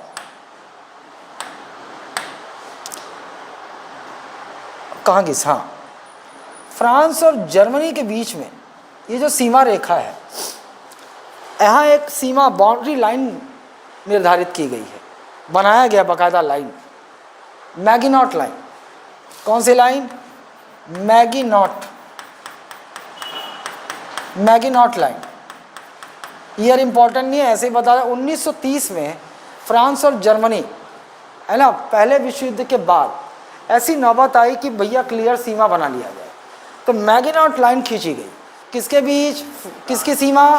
फ्रांस और जर्मनी। मैगिनॉट लाइन किसकी सीमा? फ्रांस और जर्मनी। लेकिन इससे पहले जब प्रथम विश्व युद्ध चल रहा था, फर्स्ट वर्ल्ड वॉर जब चल रहा था 1917, आपको पता है 14 से 19 तक चला, तो फर्स्ट वर्ल्ड वॉर के दौरान फ्रांस ने एक और सीमा बनाई थी जिसका नाम है हिंडरबर्ग लाइन। एक और इस साइड देख लो, फ्रांस और जर्मनी की सीमा ये पहले बनी थी फर्स्ट विश्व युद्ध के दौरान, हिंडरबर्ग, हिंडरबर्ग लाइन, ये मैगिनॉट लाइन है और ये है हिंडरबर्ग लाइन। क्लियर है? ये बेल्जियम तक है, जर्मनी, फ्रांस और बेल्जियम तक, हिंडरबर्ग लाइन। तो जब फर्स्ट वर्ल्ड वॉर चल रहा था तो कंक्रीट बाकायदा फोर्टिफिकेशन किया गया है, सीमा निर्धारण किया गया है। तो प्रथम विश्व युद्ध के दौरान फ्रांस और जर्मनी और बेल्जियम की सीमा में एक पूरा कंस्ट्रक्ट किया गया है ना, घेरा। इसको क्या कहा गया? Hindenburg line. जबकि प्रथम विश्व युद्ध खत्म हो गया, उसके लगभग 11 साल बाद 1930 में इस सीमा को और पुख्ता करने के लिए फ्रांस और जर्मनी के बीच में एक सीमा रेखा खींची गई, बाउंड्री लाइन खींची गई, जो क्या कहलाती है? Maginot line. तो याद रखना आप, मैगिनॉट लाइन ये सीमा रेखा में है किसके? फ्रांस और जर्मनी। और जबकि हिंडरबर्ग लाइन किसकी सीमा? France, Germany, Belgium, France, Germany और बेल्जियम। ठीक है? क्लियर है? आ जाइए। ओकर बाद पेरिस में आ जाओ।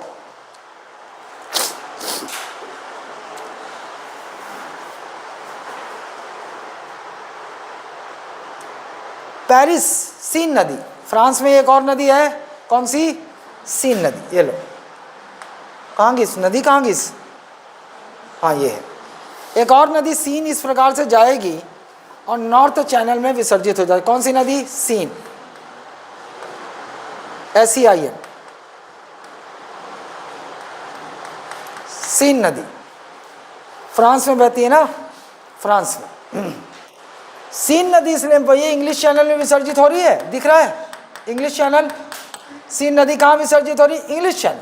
सीन नदी के किनारे फ्रांस की राजधानी क्या? पेरिस स्थित है। फ्रांस की राजधानी पेरिस स्थित है, पेरिस। सीन नदी के किनारे फ्रांस की राजधानी पेरिस स्थित है। ठीक, पेरिस। और इसके ली हॉर्वे, इसके माउथ में, फ्रांस में ये एक बंदरगाह शहर है ली हॉर्वे, ली हॉर्वे, ली हॉर्वे पोर्ट, ली हॉर्वे पोर्ट, ली हॉर्वे पोर्ट, ठीक, सीन नदी। तो पेरिस, फ्रांस की राजधानी पेरिस किस नदी किनारे है? सीन नदी, है ना, ठीक। राइन नदी फ्रांस में बहती नहीं, सीमा में बहती है बस, जर्मनी और फ्रांस के। नीचे आ जाओ, नीचे जो यहाँ पर स्विट्जरलैंड है, स्विट्जरलैंड में एक जिनेवा झील। अब चलो एक और जीके जान लो आप। स्विट्जरलैंड में एक झील है जेनेवा, इसका नाम है जेनेवा।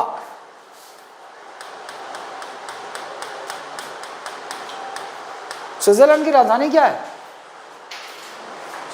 जेनेवा तो है। जिनेवा लेक, कौन सा lake? Geneva lake. Geneva lake से एक नदी निकलती इस तरह से और नीचे आकर ये विसर्जित हो जाती। अरे यार कलर, कौन सी नदी? रोन। कौन सी नदी? ये रोन नदी है, रोन। ये राइन था, ये रोन है, रोन। रोन नदी आकर इधर विसर्जित हो जाती भूमध्य सागर में, और जहाँ विसर्जित होती है यह है लियोन की खाड़ी।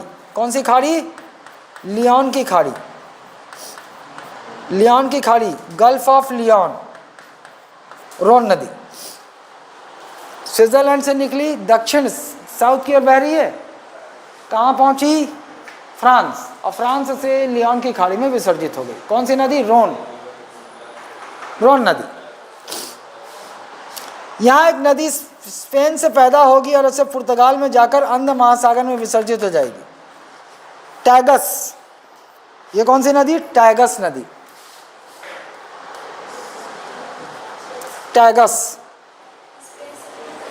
स्पेन से निकली, पुर्तगाल में जाकर अंध महासागर में विसर्जित हो गई। टैगस, टॉगस ऐसा बोल देते हैं, टॉगस नदी। क्लियर? इसी नदी के किनारे पुर्तगाल की राजधानी लिस्बन, इस नदी के किनारे पुर्तगाल की राजधानी लिस्बन स्थित है। Lisbon is situated on the banks of Tagus river. Lisbon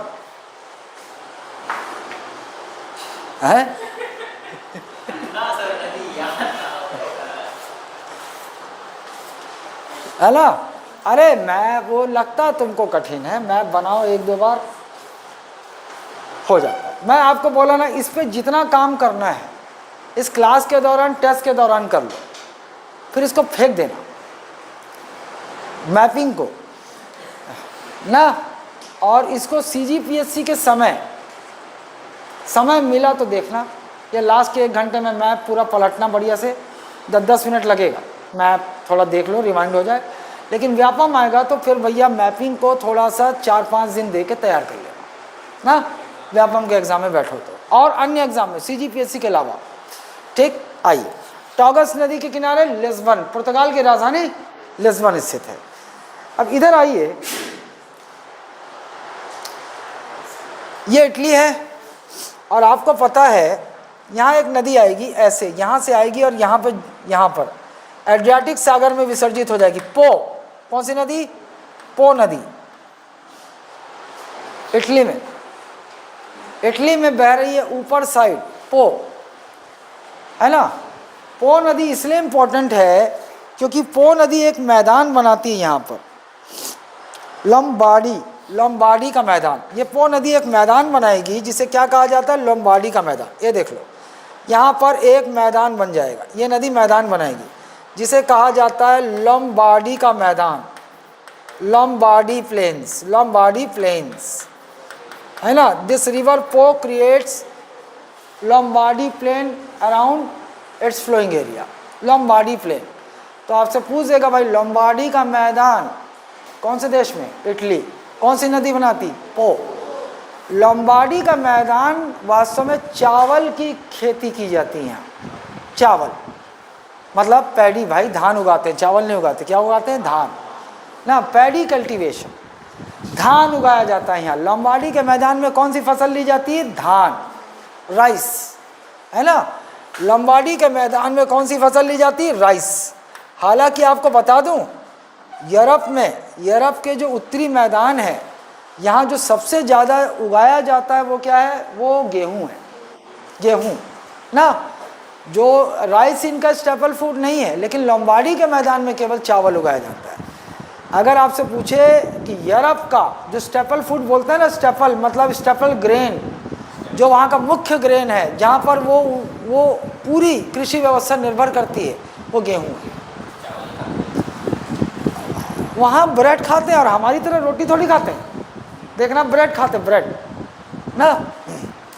हम लोग ब्रेड चाय में डुबो खाते हैं ना, या तो चाय में डुबो खाते हैं या फिर स्कूल के बच्चों में जैम लगा के रेडीमेड टिफिन ना, फटाफट वाला टिफिन आए। मटन चिकन को किसमें, वो लोग ना, हाँ वो लोग ब्रेड खाते हैं, ब्रेड है ना, बड़ा बड़ा ब्रेड बनाते हैं, उसी को तोड़ तोड़ के खाते हैं। नहीं, अब जो है ना, जो विदेशी है वो भारत अगर आ गए, अब भारत जाके कहीं लच्छा पराठा और ये बढ़िया वाला खा लिए, तंदूरी और लच्छा पराठा। और दूसरा बात कि जो मसाला पसंद करता है, अगर वो यहाँ आकर मटर पनीर ये सब खा लिया, चिकन, बटर चिकन का जन्म यही हुआ है। बटर चिकन बटर में नहीं बनाया जाता, बटर चिकन तो थोड़ा सा मिठास वाला रहता है, जो वो यही तो बटर चिकन और ये खा लेते हैं ना वो लोग, तो वो जो है आदी हो जाते हैं इसके। उतना मसाला वसाला उधर वो लोग खाए रहते नहीं हैं। वो साले लोग जीवन भर वही या सेमी फ्राइड या सेमी बॉयल और नमक, पेपर, काली मिर्च का पाउडर डालते हैं, कचर कचर खा जाते हैं लोग। लेकिन वही ताकत, उसमें ही वो प्रोटीन सही मायने में लेते हैं वो लोग ना। हमारे यहाँ मसाला मिर्ची पेल के डाल के पूरा ख़त्म कर देते हैं ना। हाँ, टेस्ट आता है ना, लेकिन उसका मैटर जो चाहिए वो तो चला जाता है, करप्ट हो जाता है। कौन है? आइए, ये देखो इटली में, ये पो नदी हो गया। इटली में यहाँ पर आप एपेनाइन्स पर्वत श्रृंखला देखे थे। एपेनाइन्स पर्वत से एक नदी निकलेगी इस प्रकार से, और ये कहाँ पर, अरे मैं तो वहाँ बना दिया, ये इधर टायरेनियन सागर में विसर्जित हो जाएगी। क्या है ये? टायरेनियन सागर। और ये कौन सी नदी? टाइबर नदी।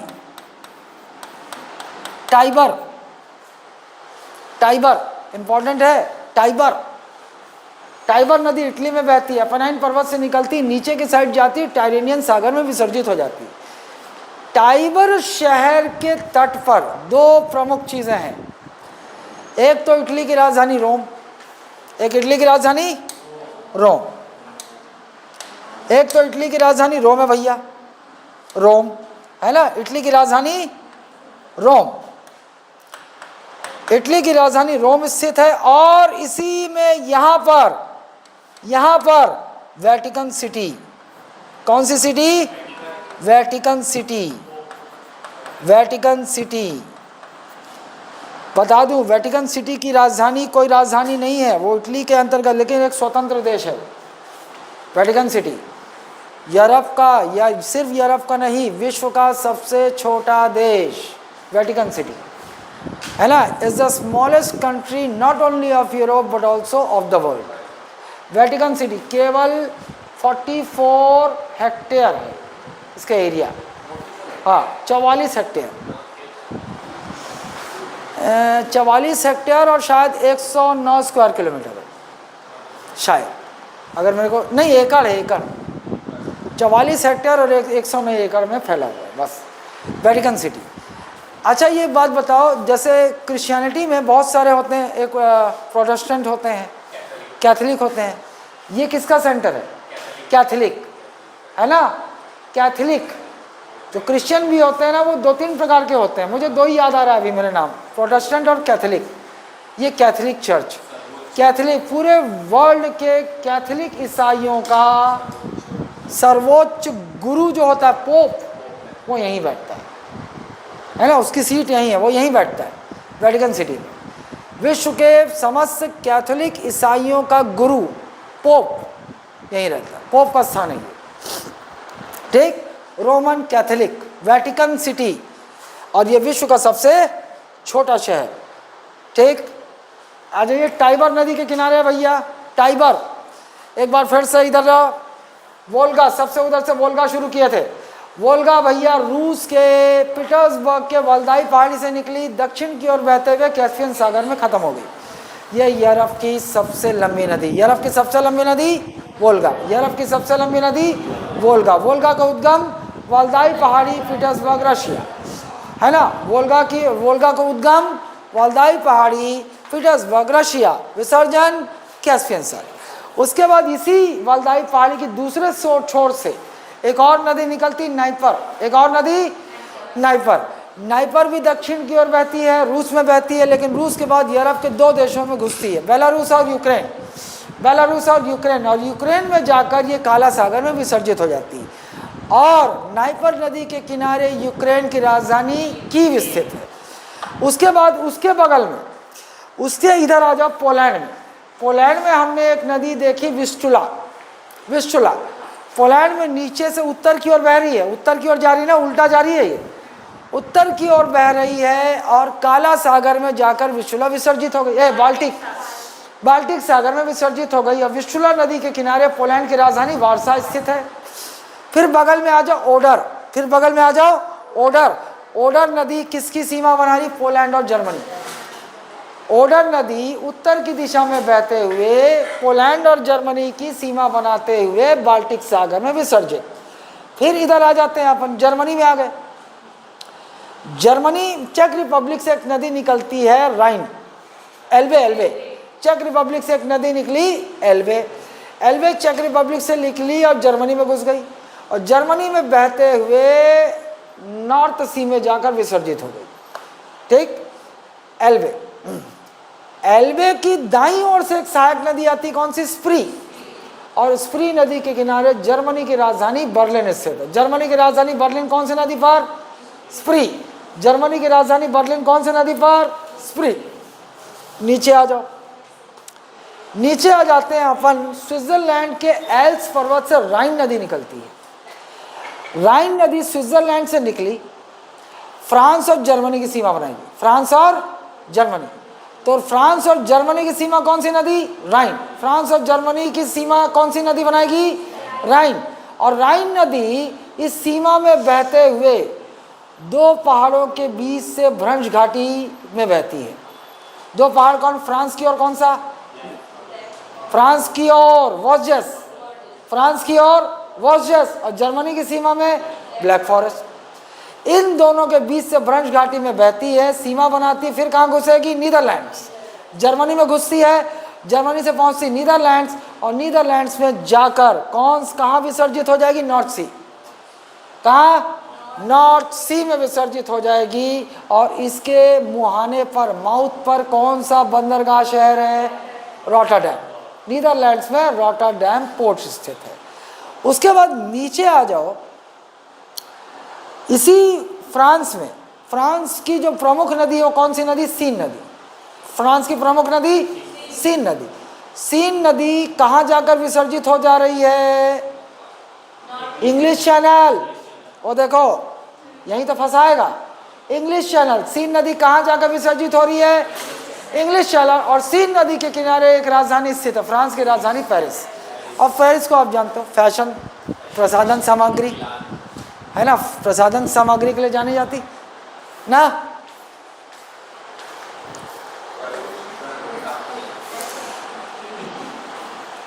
ठीक है,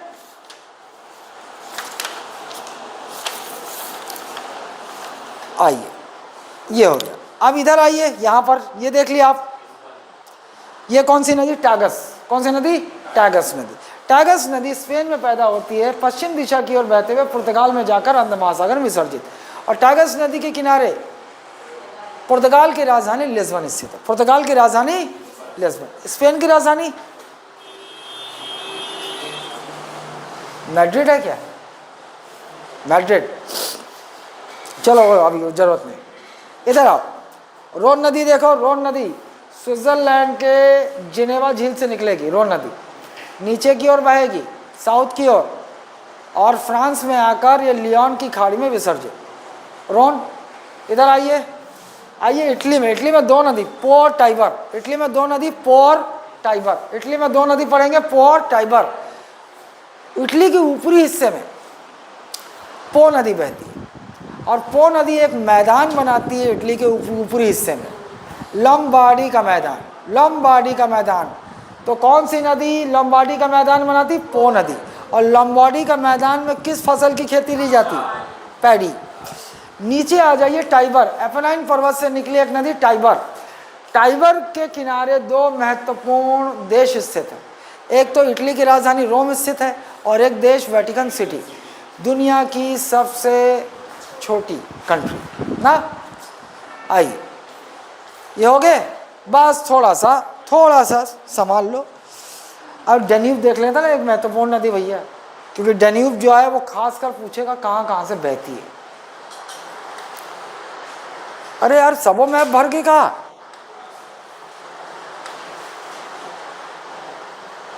यहां बना सकते हैं। चलो भैया,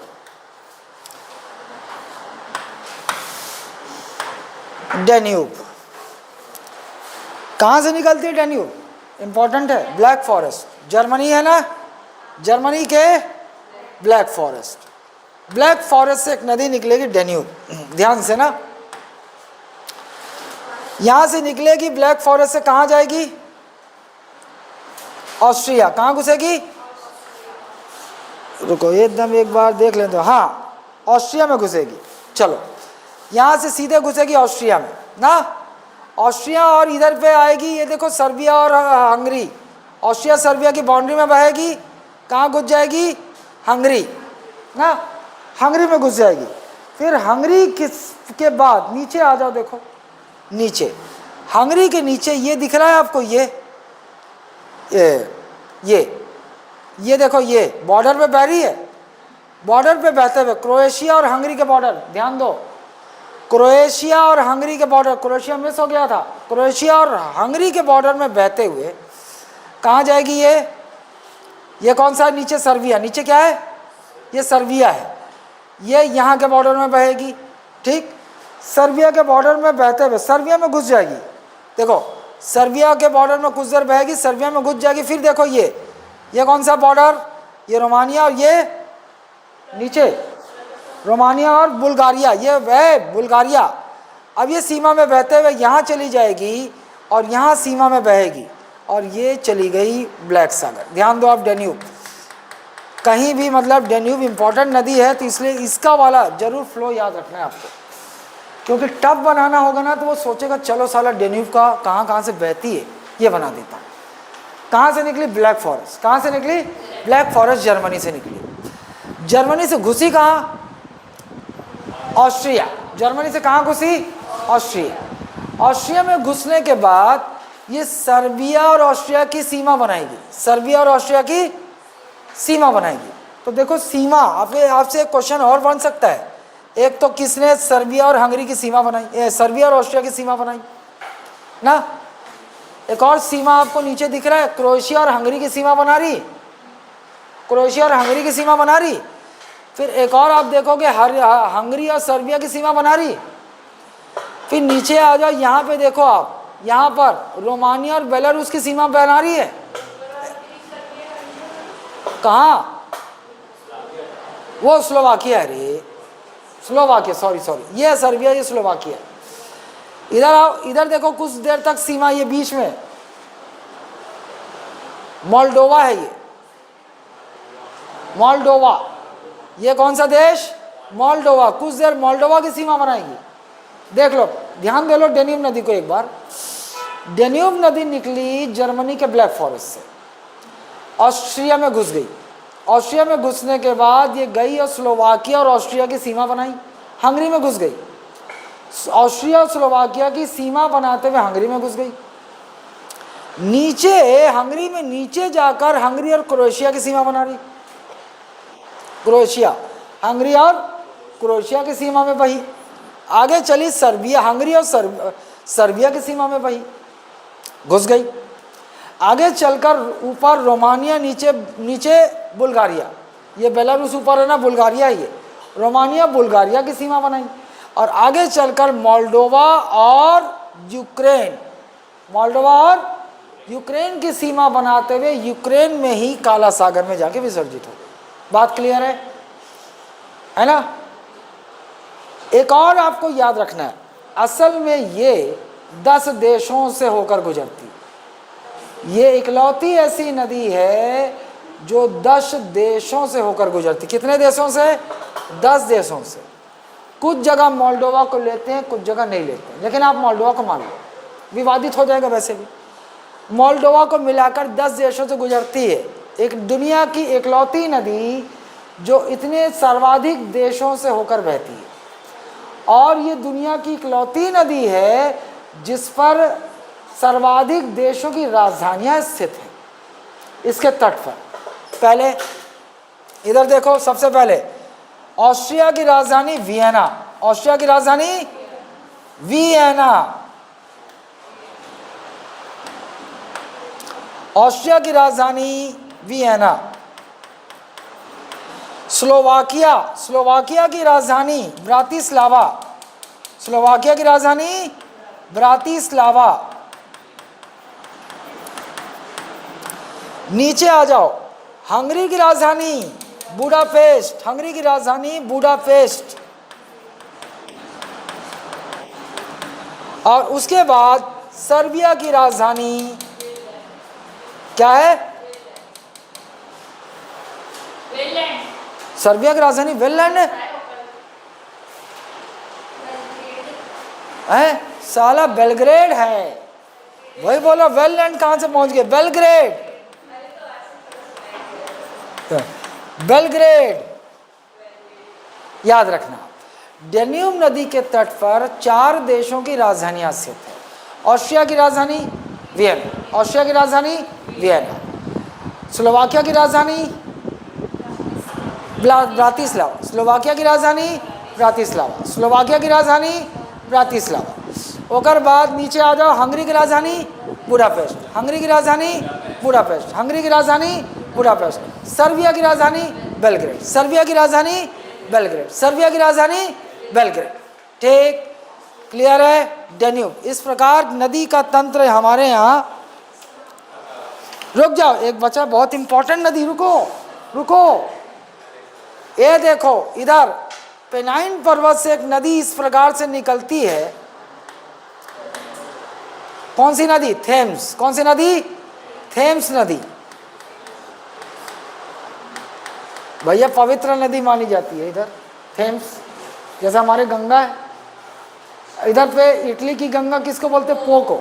इटली की गंगा पो को बोलते हैं, क्योंकि पो जैसे गंगा मैदान बनाती है ना उपजाऊ, वैसे ही वहाँ पर पो नदी बनाती है, इटली की गंगा पो।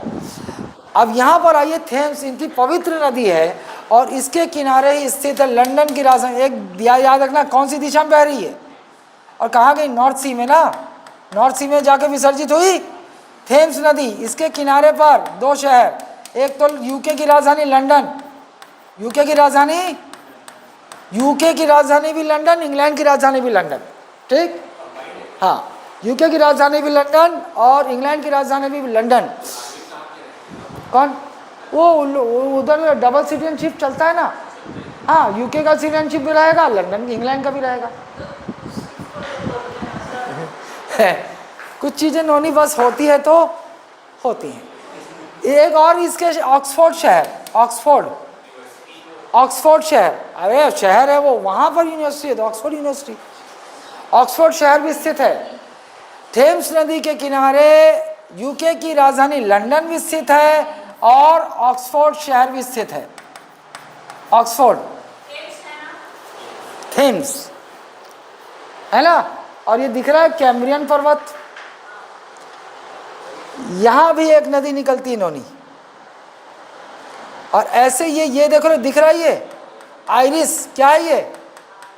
आयरिश चैनल, आयरिश चैनल में आके विसर्जित हो जाती है। इस नदी का नाम है सेवर्न, सेवर्न रिवर, सेवर्न नदी कैम्ब्रियन से निकलती है और आयरिश सी है ना, उसके बगल में चैनल है। ये दिख रहा है ना, ये देखो, ये बीच में जगह दिख रहा है, इसको बोलते हैं आयरिश चैनल। आयरिश चैनल में जाकर विसर्जित हो जाता है। इसको इसलिए बता रहा हूँ सेवर्न को कि यूके की सबसे लंबी नदी यही है, सेवर्न। यूके की सबसे लंबी नदी सेवर्न, थेम्स नहीं है, सेवर्न है। यूके की सबसे लंबी नदी सेवर्न।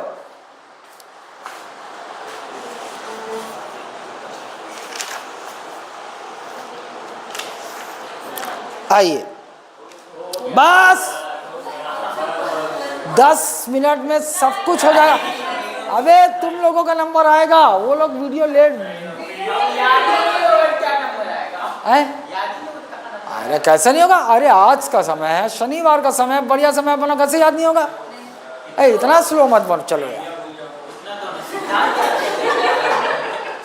जानते हो फिनलैंड को हम झीलों की राजधानी, कंट्री ऑफ 1000 लेक्स, नॉर्वे को लैंड ऑफ मिडनाइट सन कहते हैं, ये तो बता चुका हूँ। Land of midnight sun Norway, मध्य रात्रि के सूरज का देश नॉर्वे, और 1000 झीलों का देश फिनलैंड। जानते हो, झील देख लो आप, एक कॉन्स्टेंस झील, ये देखो, देख लो, अरे देख लो रे, कल प्रश्न आ जाएगा फिर पछताओगे। ये लो, ये दिख रहा है, स्विट्जरलैंड, ऑस्ट्रिया, जर्मनी, ये तीनों जगह, तीनों को मिलाकर, तीनों जहां मिलते हैं, कौन कौन सा? Germany, Switzerland, Austria. यहां पर एक झील है, कॉन्स्टेंस झील, कॉन्स्टेंस। जर्मनी, स्विट्जरलैंड और ऑस्ट्रिया। जर्मनी, स्विट्जरलैंड और ऑस्ट्रिया कहाँ, जहाँ संगम है, मीटिंग पॉइंट है, कॉमनली तीनों देश में विस्तृत एक झील है, कॉन्स्टेंस झील, फ्रेश वाटर। कैसा झील है? फ्रेश वाटर, मीठे पानी की झील। लेकिन यूरोप की सबसे बड़ी झील वो पीटर्सबर्ग में है, पीटर्सबर्ग में, लाडोगा।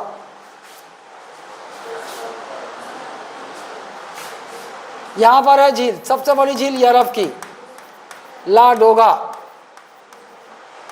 लाडोगा, लाडोगा झील है कहाँ? पीटर्सबर्ग, यूरोप में, रूस में, पीटर्सबर्ग में लाडोगा झील, यूरोप की सबसे बड़ी झील, लार्जेस्ट लेक ऑफ यूरोप।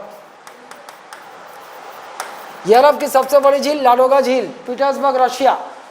यह भी फ्रेश वाटर, यह भी फ्रेश वाटर, फ्रेश वाटर झील, ताजे पानी की झील, मीठे पानी की झील है।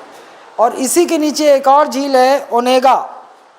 इसी के नीचे रूस में एक और झील है, ओनेगा झील, ओनेगा, ओनेगा झील, रूस में ही ओनेगा। बस 3, ये देख लो, एक झील। और एक झील आप यहाँ देख सकते हो स्वीडन में, वेनर्न, वेटर्न है क्या रे? ओनेगा, ओमेगा नहीं, वेटर्न और वेनर्न झील। स्वीडन में 2 झील, एक है वेटर्न झील और एक है वेनर्न झील। वेटर्न और वेनर्न झील स्वीडन में, सब फ्रेश वाटर, सब ताजे पानी की झील है यूरोप में। तो यूरोप की सबसे बड़ी झील लाडोगा, रूस में है। और ये वाली, ये 2 इंपॉर्टेंट है, कॉन्स्टेंस, क्योंकि ये जर्मनी, स्विट्जरलैंड और ऑस्ट्रिया के संयुक्त रूप से सीमा पर स्थित है। ये तीनों जगह, जहाँ तीनों की सीमा मिलती है वहाँ पर है कॉन्स्टेंस झील, ये भी फ्रेश वाटर लेक है। अच्छा, अब एक और चीज़ यहाँ पर देख लो, यहाँ पर भाई घास के मैदान भी तो मिलेंगे, घास के मैदान मिलेंगे ना। घास का मैदान देखो, आपको पता है, देखो 23 डिग्री बहुत नीचे है, 23 डिग्री बहुत नीचे है, तो जाहिर सी बात है ये जो लगभग आ रहा है, ये कहाँ पे चला जा रहा है? 40 से 65 के बीच में चला जा रहा है ये। और आपको पता है कि भैया ट्रॉपिकल ग्रासलैंड कहाँ मिलेगा आपको? देखो एक बात समझ लो, 23.5 ऐसा समझ लो, 0 डिग्री भूमध्य रेखा से 30 डिग्री इसको बांट लो, 30 डिग्री नीचे बांट लो, इसके बीच में क्या बोलेंगे हम? ये कौन सा है? ट्रॉपिकल, उष्णकटिबंधी। और 30 से ऊपर जो आपको दिखेगा इधर, इसके बीच में जो घास मिलेगा कैसा मिलेगा? टेम्परेट। कैसा मिलेगा? टेम्परेट। इसको हम क्या कहते हैं? शीतोष्ण। क्या कहते हैं? शीतोष्ण। तो मुझे ये बात बताओ यूरोप में आपको ट्रॉपिकल ग्रासलैंड उष्णकटिबंधीय वनस्पति मिलेगी कि शीतोष्ण? शीतोष्ण। तो यहाँ पर आपको शीतोष्ण घास के मैदान मिलेंगे। यूरोप में किस प्रकार के घास के मैदान मिलेंगे? शीतोष्ण, है ना। और शीतोष्ण घास के मैदानों को क्या कहा जाता है? स्टेपी। क्या कहा जाता है? स्टेपी। लेकिन यूक्रेन में तो हम स्टेपी बोलते हैं। यूक्रेन में क्या बोलेंगे? स्टेपी। यूक्रेन में स्टेपी बोलते हैं घास के मैदान को। आपसे बोलेगा स्टेपी घास के मैदान यूक्रेन। लेकिन हंगरी है ना, हंगरी कहाँ है? हंगरी ये है ना, हंगरी यही है ना, स्लोवाकिया, हंगरी, हाँ यही तो है। यहाँ पर पुस्ताज, यहाँ पर जो घास का मैदान है इसे कहा जाता है पुस्ताज। हंगरी, याद रखना, हंगरी में जो घास का मैदान है उसे क्या कहा जाता है? शीतोष्ण घास का मैदान, पुस्ताज। और यूक्रेन में शीतोष्ण घास के मैदान को क्या कहा जाता है? स्टेपी। स्टेपी है, ठीक है, क्लियर है? पुस्ताज और यही, हाँ। और जर्मनी और पोलैंड के बीच में एक लाइन है ओडर नीसी। ये देखो एक लाइन, आप गूगल में ढूंढोगे गलत मिलेगा, मैं बता रहा हूं। यहां पर एक लाइन है इसकी सीमा में, इसका नाम है ओडर नीसी। ओडर नदी बनाती है ना, इसका सीमा ओडर नीसी लाइन, याद है? यही तो वैसे भी ओडर से पकड़ लेते हैं आप, पोलैंड और जर्मनी की सीमा ना। अच्छा, तो स्टेपी घास का मैदान भी आप जान गए।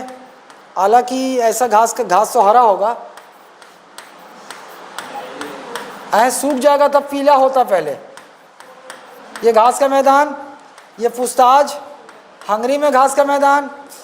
अच्छा, बस यूक्रेन को ब्रेड बास्केट ऑफ यूरोप बोलते हैं यूक्रेन। अरे कुछ चीजें, ब्रेड बास्केट ऑफ यूरोप, क्या बोलते हैं इसको? ब्रेड बास्केट ऑफ यूरोप, रोटी की टोकरी, विश्व की रोटी, यूरोप की रोटी की टोकरी, है ना, रोटी की टोकरी, ब्रेड बास्केट ऑफ यूरोप। और साथ में इसको और बोलते हैं ग्रेनरी ऑफ यूरोप। अरे ग्रेनरी, अन्नागार, है ना, अन्नागार, अन्न भंडार या अन्नागार बोलते हैं इसको, याद रखना। एक तो ग्रेनरी और ब्रेड बास्केट। और ब्रेड बास्केट क्यों बोलते हैं ब्रेड बास्केट? गेहूं, यहाँ पर बहुत, यूक्रेन का जो प्रमुख फसल है वो गेहूं है। सर्वाधिक नहीं है, सर्वाधिक तो यूएसए है नोनी, गेहूं, व्हीट प्रोडक्शन में यूएसए। गेहूं सर्वाधिक नहीं, ये डाटा भी नहीं है, क्योंकि हम जब एग्रीकल्चर पढ़ूंगा तब बताऊंगा, अभी मेरे को ये डाटा नहीं है, गलत बोल दूंगा कोई मतलब नहीं। आइए, यहाँ पर एक शहर है इटली में, मिलान। इटली में एक शहर है मिलान, ये देखो मिलान, इटली में मिलान। इसको मैनचेस्टर, इटली का मैनचेस्टर कहा जाता है मिलान को। मिलान इटली का मैनचेस्टर। अब सवाल आ गया, मैनचेस्टर कहाँ है? कहाँ है?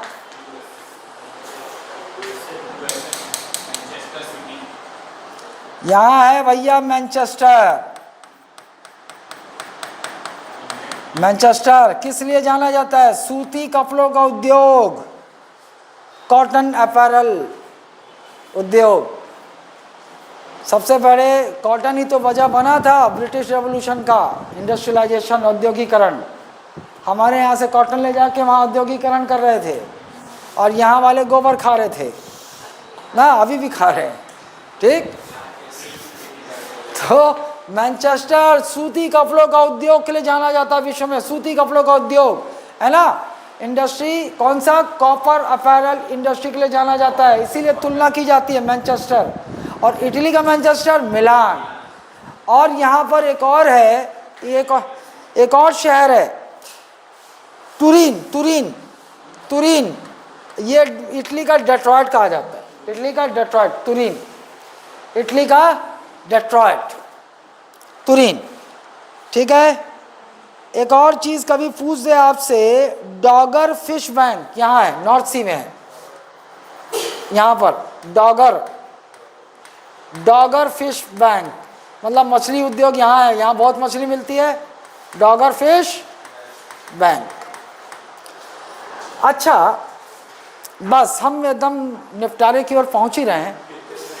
2 मिनट एक हल्का सा मैं वो बता दूं, हालांकि हम स्पेशली बायोम में पढ़ेंगे। बायोम देखो, ऊपर जाओगे आप तो 60 से ऊपर, 60 डिग्री से ऊपर, 60 डिग्री अक्षांश से ऊपर चले जाओ 90 डिग्री तक, जो ये वाला क्षेत्र होता है इसको क्या कहा जाता है? टुंड्रा। क्या कहा जाता है? टुंड्रा। इसको कहा जाता है टुंड्रा प्रदेश, टुंड्रा बायोम, टुंड्रा। और 50 से 70 और लगभग 50 से 70 जो होता है, ये जैसे 50 से यहाँ आएगा, 50 से 70 अक्षांशों के बीच में इसको बोलते हैं टाइगा। इसको क्या कहा जाता है? टाइगा, टुंड्रा टाइगा ना।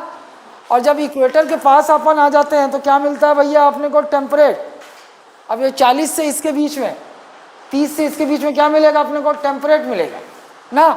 तो देखो आप ऐसे अक्षांशों की स्थिति देखो आप, ऊपर होगा जब अपन 60 से ऊपर चले जाएं, 66.5 से ऊपर, इधर क्या मिलेगा? टुंड्रा। फिर 50 से 70 इसके बीच में क्या मिलेगा? टाइगा। नीचे आते जाओ ना, टाइगा, और नीचे आ जाओ टेम्परेट, और नीचे आ जाओ टेम्परेट। और जैसे इक्वेटर के पास पहुंचे आप, इधर क्या मिलेगा? ट्रॉपिकल। इधर क्या हो जाता है? ट्रॉपिकल। ट्रॉपिकल हो जाता है। सवाना किस्म का घास का मैदान यहाँ मिलेगा, सवाना। इधर मिलेगा शीतोष्ण घास का मैदान, शीतोष्ण मिलेगा। इसके ऊपर घास मिलना बंद हो जाएगा, घास नहीं होगा, बर्फ शुरू हो जाएगा। लेकिन यहाँ पर जो पेड़ मिलेगा, यहाँ पर मिलेगा डेसिडियस। टाइगा में कौन सा? डेसिडियस, डेसिडियस फॉरेस्ट मिलता है। और इधर कौन सा मिलता है? कॉर्नीफेरस, कोनीफेरस। कौन सा?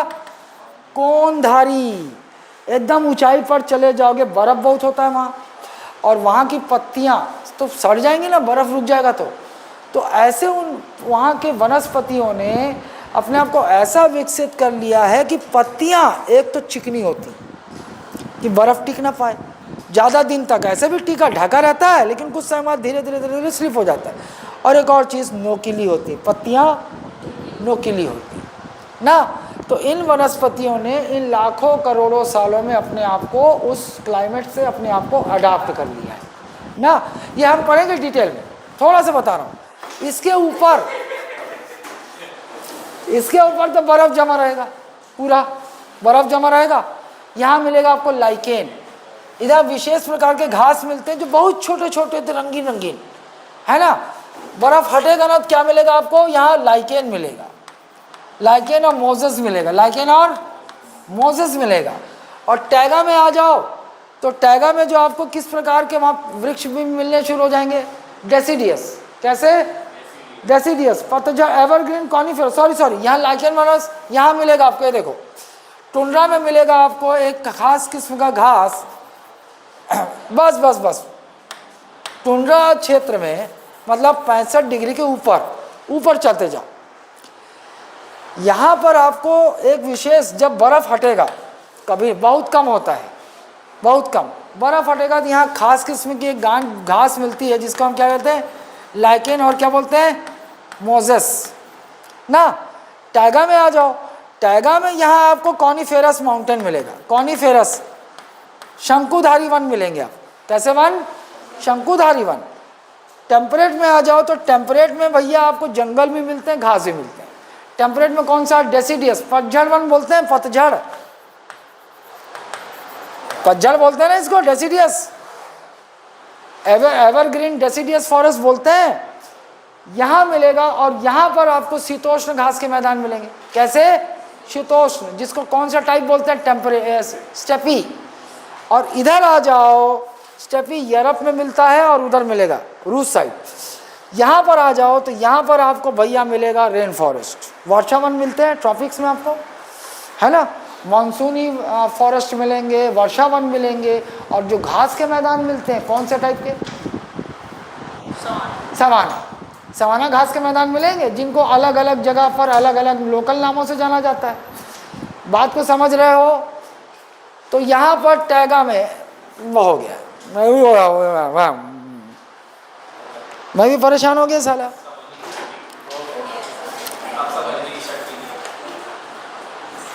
नहीं, अब जाओगे तो रिवाइज करना आसान होगा। बढ़िया से बनाओ, मैप बना लो एक बार, देखो